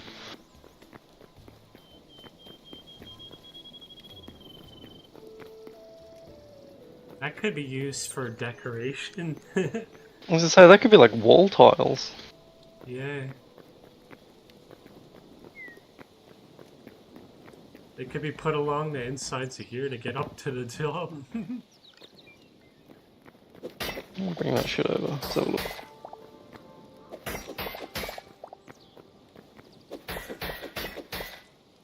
The calcite for some reason has like a metal clanking sound when I break it. It sounds like I'm hitting metal. Have you found more gold? No, not yet.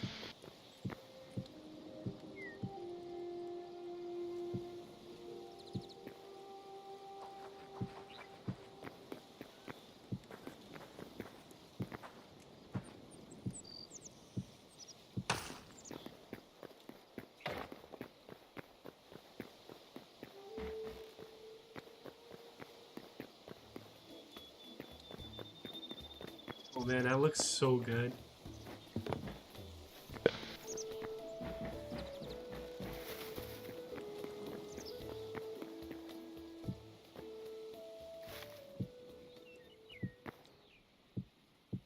I'm gonna really quickly try to find some gold, because I gotta get going.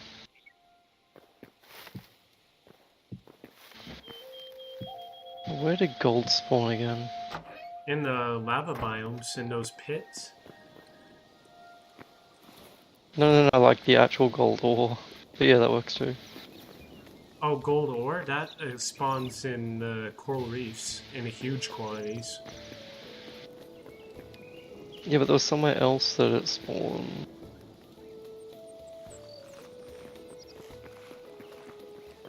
The jungle biomes? Maybe, yeah.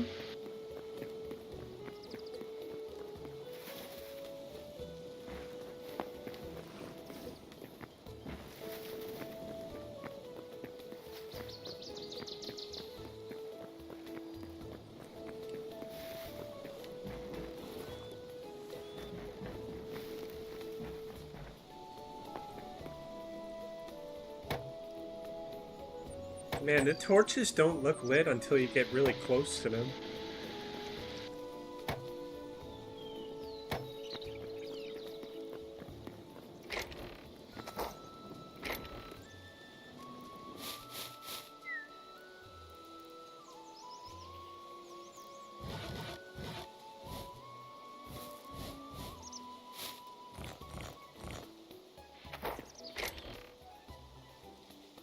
Embracing the lava here.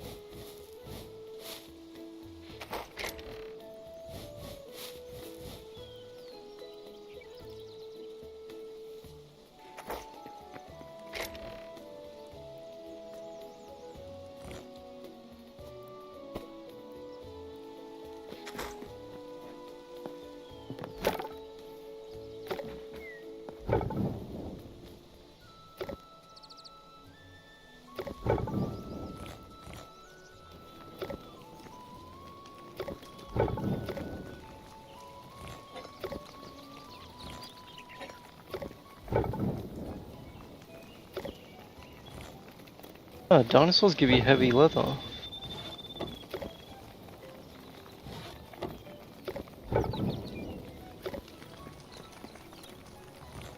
Oh, that's useful to know.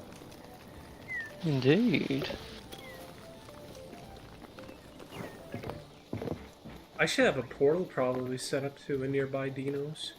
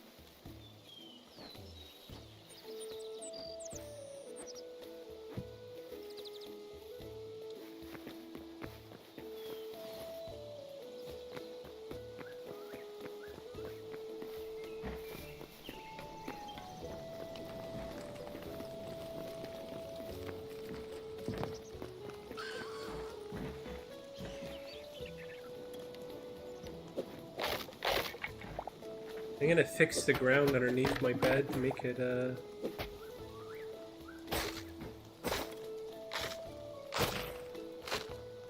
wood.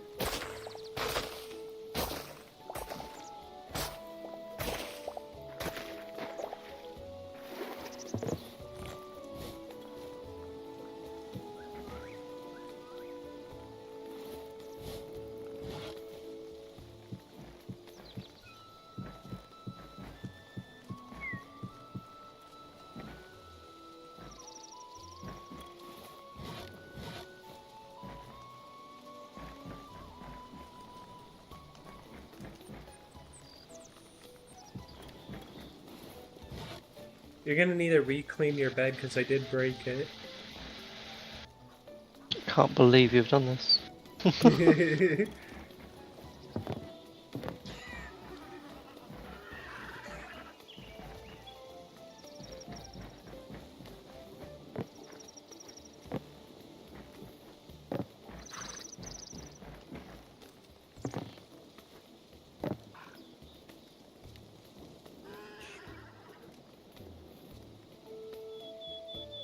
Fucking hate lava so much.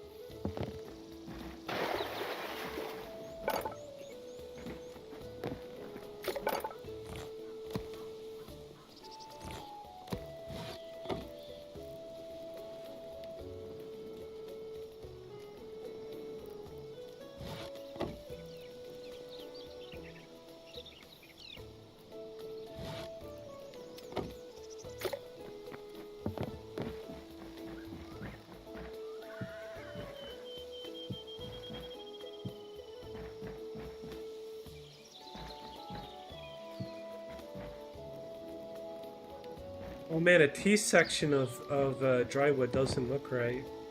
I better take a screen cap and then make a report.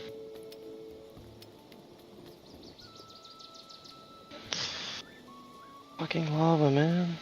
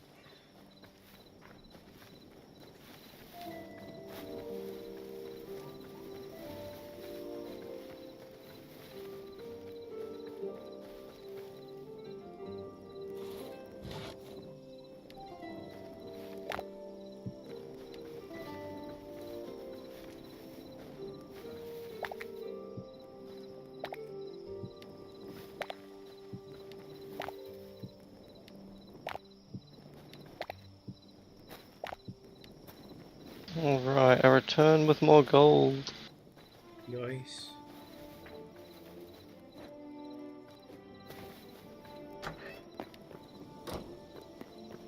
I'm improving the rabbit pen.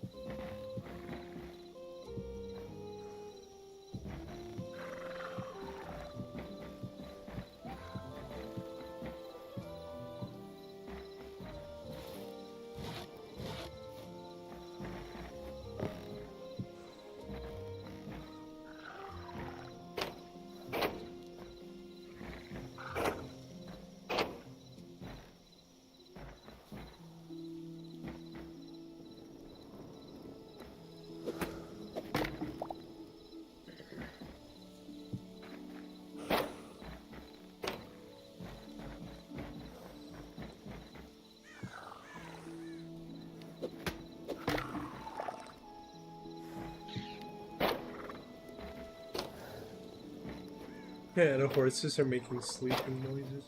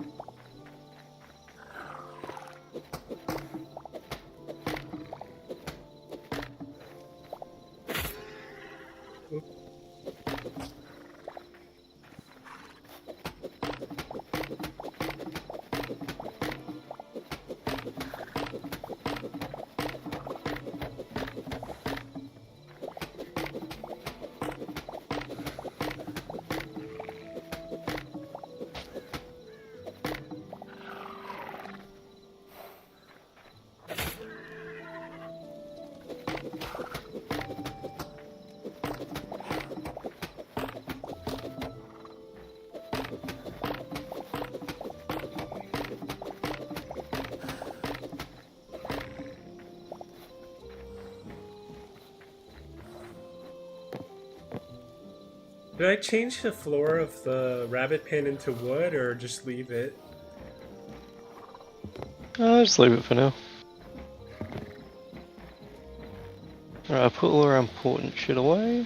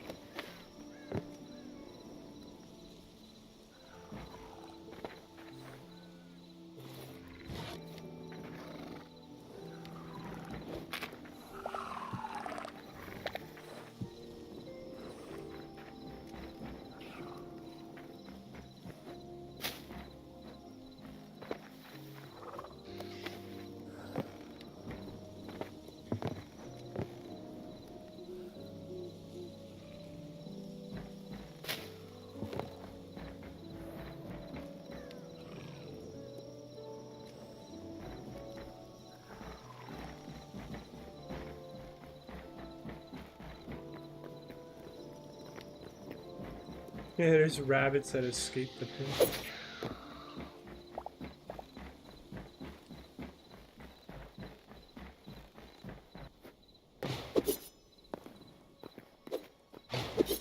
What the heck? I just saw a rabbit disappear in front of my eyes.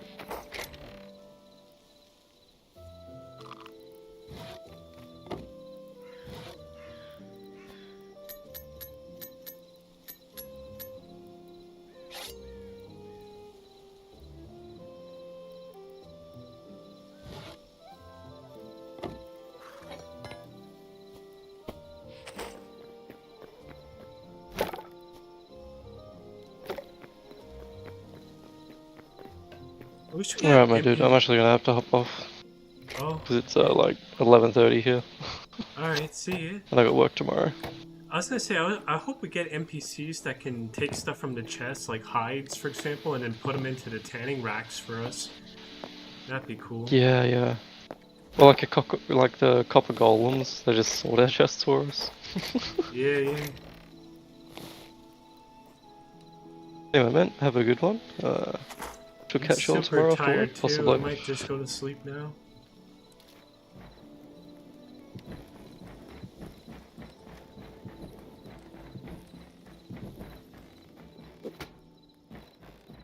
Catch you on the flip side, man. Yeah.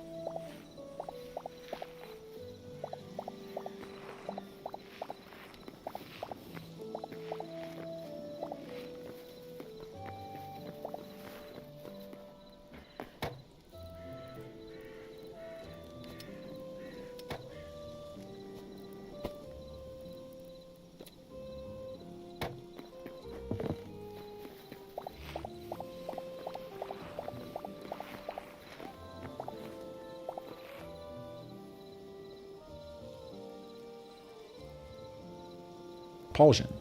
However, he continues, this way man is only quote unquote free, i.e. mobile, within the compulsion of his life interests. Okay, you're compelled to run from desire to desire. Suddenly maybe there is something like the madness and schizophrenia of capitalism in that. He is in certain respects unfettered within the circuit of compulsion, which determines itself from the premise that everything is a matter of utility. If you'll permit me this restatement, like he's in the market, in his thinking also, he's in the marketplace of ideas. What about the ideas that aren't in the marketplace? He doesn't know about them. He's in this hustle and bustle of chasing after desire, but that leaves something out of the picture. It puts everything under the principle of utility. Servitude, under the dominion of the constantly needed, i.e. of utility, looks like the freedom and magnificence of consumption, consuming, and its increase. Okay, that Heidegger has painted us a picture of the way things are from a certain perspective, but now we have other needs. So one set of needs gives us that, the compulsion of consuming, producing, and the market. But are there no other needs that exert a claim on us? So here we have the next section, the claim upon the essence of historical man. Man attends, repeating himself here, either to what he needs or to what he can do without. In this other attitude, what we can do without, he does not calculate under the compulsion of utility and from the unrest of consumption, like he did in category A, when we attend to what we need.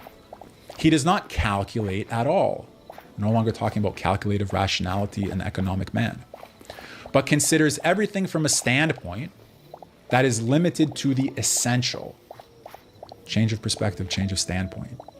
This limitation is only an apparent restriction. In truth, it is a release into the expanse of those demands that befit man's essence. Another moving and beautiful account here that Heidegger just gave us. When you're constrained by the life of needs and their satisfaction, you're limited. Okay, it's like I said, you're in the marketplace of ideas, but you can't get those ideas that are up the mountain and not in the marketplace. But when you focus on what's essential, you experience a release into the expanse of those demands that befit man's essence. Really beautiful. Attending to the dispensable brings man into the simplicity and unequivocalness of an entirely different domain. Let me just pause for a minute. I've had several students do private tutoring with me before who have a background in Zen Buddhism and who want to study Heidegger with me because they say there's a nice parallelism between some of Heidegger's formulations and some of the teachings of Buddhism. I think there's a parallelism beyond that as well between Heidegger and other wisdom type teachings that liberate us from basic need, but we want to get what's specific to Heidegger. Attending to the dispensable brings man into the simplicity and unequivocalness of an entirely different domain. Here speak claims. Again, we have to listen to the claims that speak, the claims that call us forth, the claims upon the essence of the human being. Here speak claims that do not derive from his needs and do not pertain to the prospect of the well-being of the individual and the many. This domain alone, the domain of the essential, is the site in which a realm, Reich, can be founded. For here alone, in this realm of the essential, historical man can stand out into an openness, that open expanse, while subordinating everything needful and useful to himself, thereby first becoming capable of ruling in an essential sense. So you have the narrow confines of need and its satisfaction. You have the broad expanse of the essential. The broad expanse of the essential includes the narrow. The narrow excludes the broad. When you broaden out into the essential realms, you become first capable of ruling in an essential sense, Heidegger says. And you have that play on the notion of the realm, the expansive realm, but also realm like the realm that you rule over. The German is Reich. This is fun. Nice to be with you all. I'm going to continue. A man in his essence is addressed by claims that demand an answer.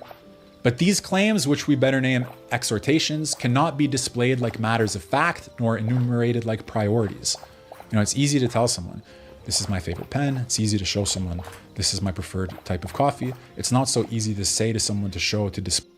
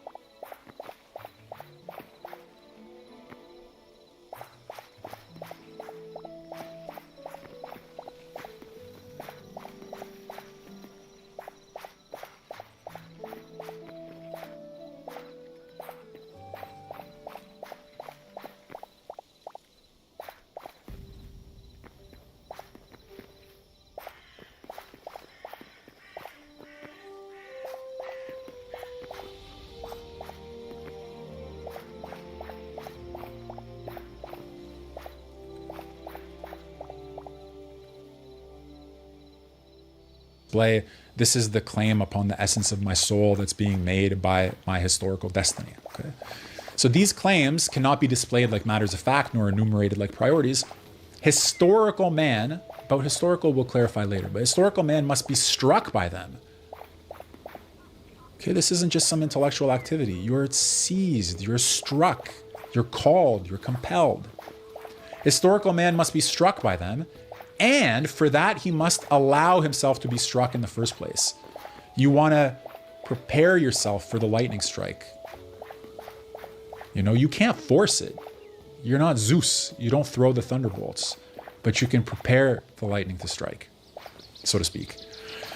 He must allow himself to be struck in the first place. Perhaps the old saying, Melete topen, again, take beings as a whole into care, puts something into words that strikes historical man in his essence, such that all that is merely human is not sufficient to satisfy the claim. In other words, Heidegger is saying there are some phrases, there are some thoughts, there are some formulations from the history of philosophy when language could still speak being, when it hadn't been emptied of all of its substance and power.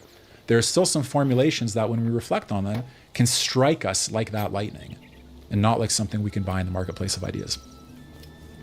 Perhaps the attempt to think ground concepts, basic concepts, Grundbegriff, to reach the ground of everything, comes to a knowing that cannot be added up from knowledge about quote unquote life, nor from the results of science, nor from the doctrines of a quote unquote faith.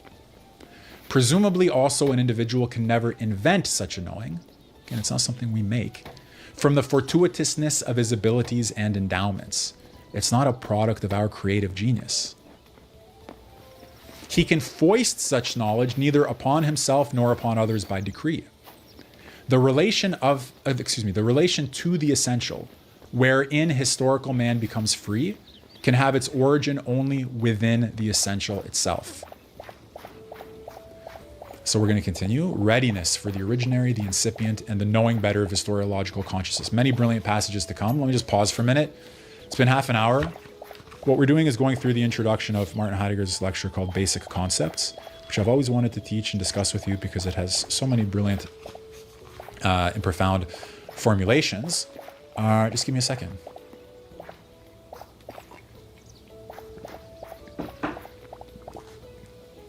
Let's keep going. Man, Heidegger repeats, is either ready... Oh no, sorry, this is a new formulation. Man, by the way, listen, because this is incredible. Man is either ready for what is always original, original not like new, original like at the origin, the wellspring, the incipient, okay? Man is either ready for what is always original or he knows better. Knowing better, like you ever talk to your kids about something, you want to teach them something, I already know that. Do you? Because if you already... They don't. They think they do. But in knowing better, in already knowing, they don't have access to the thing that you're trying to give them. So here too, Heidegger's going to say, our attitude that we know better blocks us from accessing the wellspring, the origin, the root. Okay? If you prefer a religious formulation, well, let's just stick with this. Knowing better also reigns where man seems to subjugate himself, Heidegger writes, to a divine world plan. Because if you know you're part of a divine world plan, you're also, for Heidegger, blocking yourself off from questions that take you closer into the root of things. Okay, this knowing better, Heidegger continues, begins in Western history with the advent of the age of historiological consciousness. The rise and universal currency, don't worry, I'll explain this, of historiological science and its varied utilization and exploitation are already the late development of man's calculating attitude towards history. This attitude begins with the ascendancy of Christianity, Heidegger says, as a principle for shaping the world, our interpretation of the world, the cosmos as imbued with meaning. Since man has become ever more ingenious and clever in the last centuries so that nothing escapes him, the relation to the essential is more and more covered over, or what is even more portentous, is reckoned into the otherwise calculable. So what's the issue that Heidegger is talking about? Heidegger is trying to drive us towards basic concepts, as we've seen, towards the ground, the Grund, the underlying realm of the essential. Well, why isn't that easy to do? What is the obstacle? There's several obstacles, but one obstacle is that we know better. We think we've mastered the ground in our knowledge. We already know a divine world plan. We already have a faith. We already have a science. We already have a project and a program. In other words, rather than going to the root in the direction of the origin, we're pointing in the opposite direction. We have we already know where we stand, or we think we do. And the question is, what do we do next? Heidegger says this thinking you know where you stand is an obstacle, because then you escape.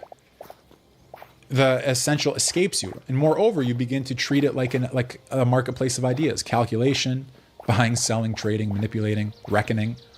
There arises a condition in which everything is gauged according to whether it is new or old.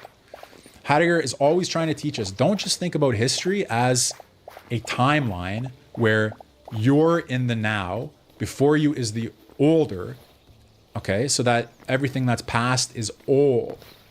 He wants you to understand that there are some things that are original rather than old. Original not in the sense of being novel, original in the sense of being at the origin, ever present, okay? It's tricky, but you get a handle on it eventually. So there arises a condition in which everything is gauged according to whether it is new or old. This is the progressivist dogmatism. In general, what counts for unlimited historiological calculation as new is not only what's unfamiliar and unprecedented, right? Something is unfamiliar, it's unprecedented, it's new, it counts as new, but also everything that continues and promotes whatever progression happens to be underway. Two ways something can be new, Heidegger just said. Something that's original and unprecedented, unfamiliar and unprecedented is regarded as new, but also something that just continues the progression, n+1, n+2, n+3. So if we're at n+3, n+4 is going to be new. It continues the progression, but it hasn't come yet. What is useless in relation to the promotion of progress counts as old, outdated, antique, etc. The old is then the antiquated, as Heidegger writes. Thus, in each epoch, historiology, which is this calculating attitude towards the passage of time, it endeavors under different catchwords to paint over the old and the bygone with the gloss of the respective present. Leo Strauss called this presentism. We're always seeing things from the point of view of the present. And the past just becomes outdated. So to justify historiological activity itself as indispensable. However, okay, so let's just take a step back. Heidegger showed us we have two claims on us, the claim of our needs and the claim of the essential. He's distinguished them. Obviously, he wants us to focus on the claim of the essential. Now he's distinguishing between two attitudes towards history. The one we saw that reckons with the past as old and with the future as new, flattens everything out on this timeline. But what about the other notion of history? So here he says the essential has its own history and is not calculable according to the ciphers new and old. Where such calculation nevertheless occurs, relation to the essential is most covered over. There, man stubbornly sets himself against the demand that he reach the essential upon the path of remembrance, and that he grasp the ground. According to the view of the merely calculating man, remembrance fixes itself to something earlier, hence older, hence old, hence antiquated, and therefore at best attainable through historiological research. Yet, the earlier, assuming it is essential, remains outside that utility to which everything new and old in the conventional sense must subject itself. So once again, two different attitudes toward time. One that calculates in terms of past, present, and future, old, antiquated, new, okay? And that uses historiological methods to study the antiquated and the old, versus the essential being outside of that calculating utilitarian mentality towards time. It's a tricky point, but it's essential for getting Heidegger's shift in perspective. Remember what he said here. Let me just remind you what's at stake in some sense. In order to understand basic concepts, in order to put us in the position to understand what Heidegger is driving at, we need readiness to put the essence of man at risk in thinking that which grounds this essence. And if something about the essence of humanity is grounded in our notion of time, Heidegger has to force us and compel us to reconsider the relation between ourselves and time, between the new and the old, the original calculation, utility, and all the rest of it. So we're going to take another step further in that direction right now. The meaning, to tell you the title of the next section, the meaning of reflection upon the inception of history. According to the historiological reckoning of time, when Heidegger uses the word historiology in the translations here, it always means this calculating attitude towards time as a flat line of past, present, and future, where you use scholarly scientific methods to study the outdated past, and you have progress in the two ways that he mentioned. According to the historiological reckoning of time, the earliest is indeed the oldest. Straightforward. And in the estimation of ordinary understanding, also the most antiquated. The earliest, however, can also be the first according to rank and wealth, according to originality and the bindingness for our history, and the impending historical decisions. You're going to get what he means here in a second, because he's going to tell you. The first in this essential sense for us is the Greeks. So the Greeks are before us, in the sense of having come before us, but they're not outdated with respect to us. Heidegger later has this formulation that our job is to catch up to the Greeks. They are at our origin, they came first, and yet they're the future that we're living into. It's a different model than the flat line of past, present, and future. The first in the essential sense for us is the Greeks. We name this earliest the incipient, Anfangliche, okay? The incipient. If you follow me from my work on Dugin, you know he's got this book, Martin Heidegger, The Philosophy of Another Beginning. That beginning is the inception, inceptual, originary, all of these different synonyms you can use, okay? We name this earliest the incipient. The inception of our history is the Greeks. From it comes an exhortation in relation to which the opening of the individual and the many, the opining of the individual and the many fails to hear and misconstrues its essential power, unaware of the unique opportunity that remembrance of the inception can transport us into the essential. Remembrance of the inception, the Greek inception, can transport us into the essential realm. Can help with the transformation of the human essence, can put ourselves at risk with this possibility of a transformative reward. We can fail to hear the claim of the incipient. Like, to use religious language, you can fail to hear the voice of God. You can fail to hear the claim of destiny, right? Your listening isn't just for the cars outside your window. It's also for something more profound. So Heidegger says we can fail to hear the claim of the incipient, of the inceptual. That it comes to this seems to alter nothing in the course of our history, because for the calculating attitude, this is all mumbo jumbo anyway. Thus, the dispensability of remembering the inception is practically demonstrated. Who cares in practice whether you've heard or not heard the call of the Greeks? Like, what are you talking about? Says the man of the marketplace of ideas. Indeed, we can not only fail to hear the claim of the incipient, but even drive ourselves to the self-delusion that we do not have to listen to it in the first place, since we already know about it. Okay, remember, one obstacle to a breakthrough into the realm of the essential is knowing better. Oh, we already know. No, that's a self-delusion. The whole world talks about the extraordinary cultural significance of the ancient Greeks, but no one who speaks like this, no one who speaks about the cultural significance of the ancient Greeks, has the slightest knowledge that and how an inception occurs there. And now the next two passages in the book, I have every sentence underlined, okay? That's how much I liked them when I read them, so get ready. Heidegger is talking to us about the Greeks, the ancient Greeks, as the inception of our history, but people who talk about the culture of the ancient Greeks don't know what they're talking about. So let's see. Those who evince a somewhat belated enthusiasm for classical antiquity, and likewise those who encourage and promote the humanistic gymnasium, demonstrate a no more essential stance toward the incipient, despite all that, so long as their efforts are devoted only to salvaging what has been hitherto. They still operate with that flat line. They just want to go back to the past and salvage something from it. So long as they fall back upon an inherited and very questionably arranged cultural treasure, and in so doing consider themselves superior to the enthusiasts of the technological age. oh, you enthusiasts of the technological age, we're superior because we're recovering the Greek culture. Familiarity with the ancient Greek language is certainly indispensable for the endeavor, expressly understood as a task, to awaken, develop, and secure remembrance of the incipient. So it will help to have the ability to read and study Greek. The task of those who must bring about remembrance of the incipient, Heidegger continues, cannot forego instruction in the language of ancient Greeks. And you know, he's already given us an ancient Greek passage here, Melita topan, take into consideration and into care of beings as a whole. But one should not infer from this the erroneous opinion that those who, for whatever reasons and intentions, possess knowledge of the Greek language and pursue a humanistic schooling, would also be in possession of the ancient Greek world.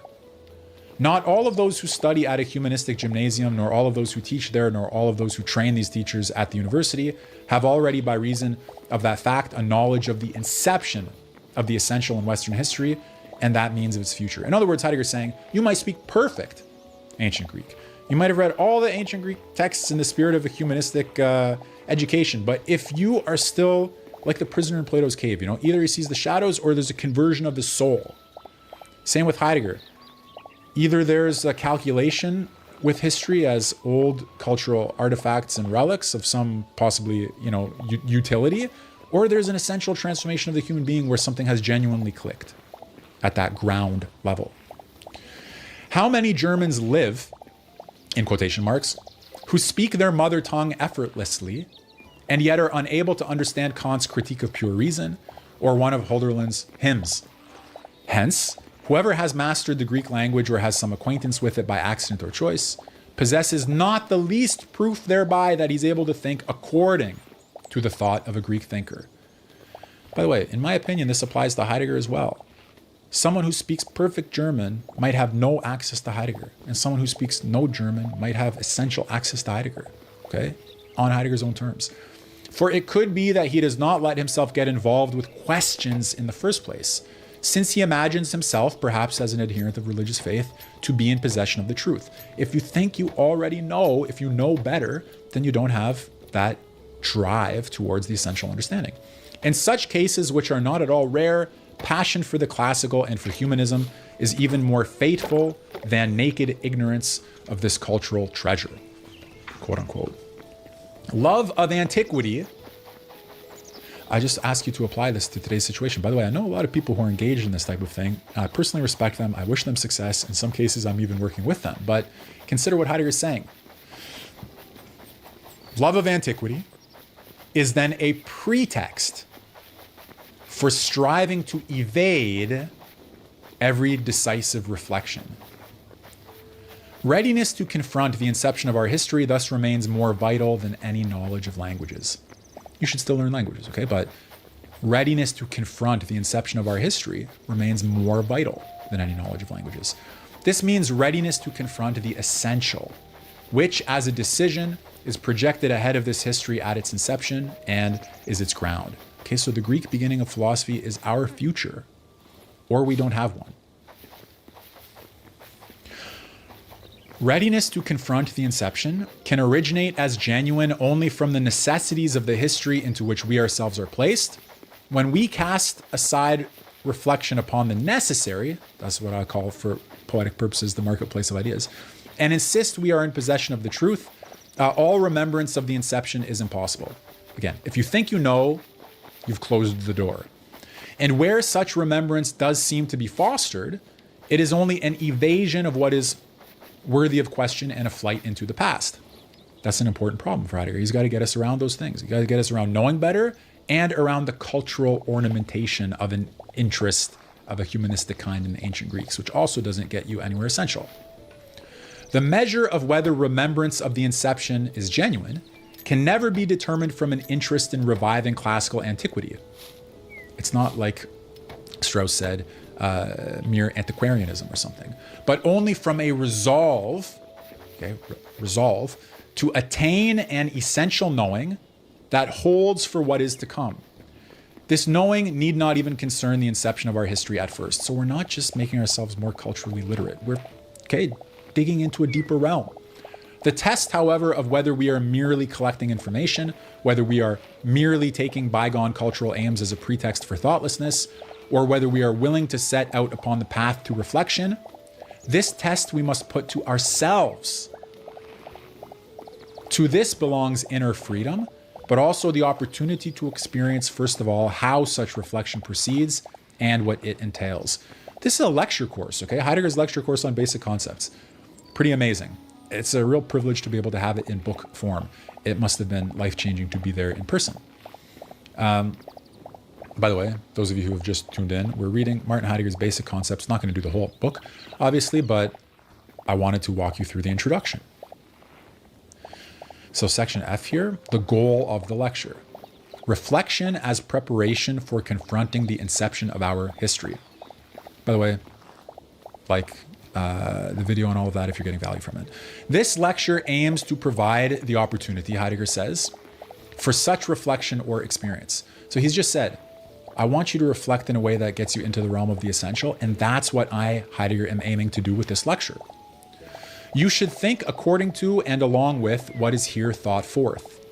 This thinking is not prescribed in any examination protocol, and fortunately cannot be so prescribed. Okay, you can't test this on an exam. Such thinking does not belong to any quote-unquote required course of study. He's telling his students, you're not just doing this for the degree. Indeed, it does not belong to any course of study at all. It also does not serve to further general education. It cannot provide entertainment for students of all departments. The thinking in which we reflect, and do nothing but reflect, does not yield any utility whatsoever. For it allows us to recognize that there's something that does not have to be effective or useful in order to be. Therefore, in this thinking, we are left to our own freedom. The possibilities for professional training, Heidegger writes, the appropriation of the skills necessary for this, instruction in areas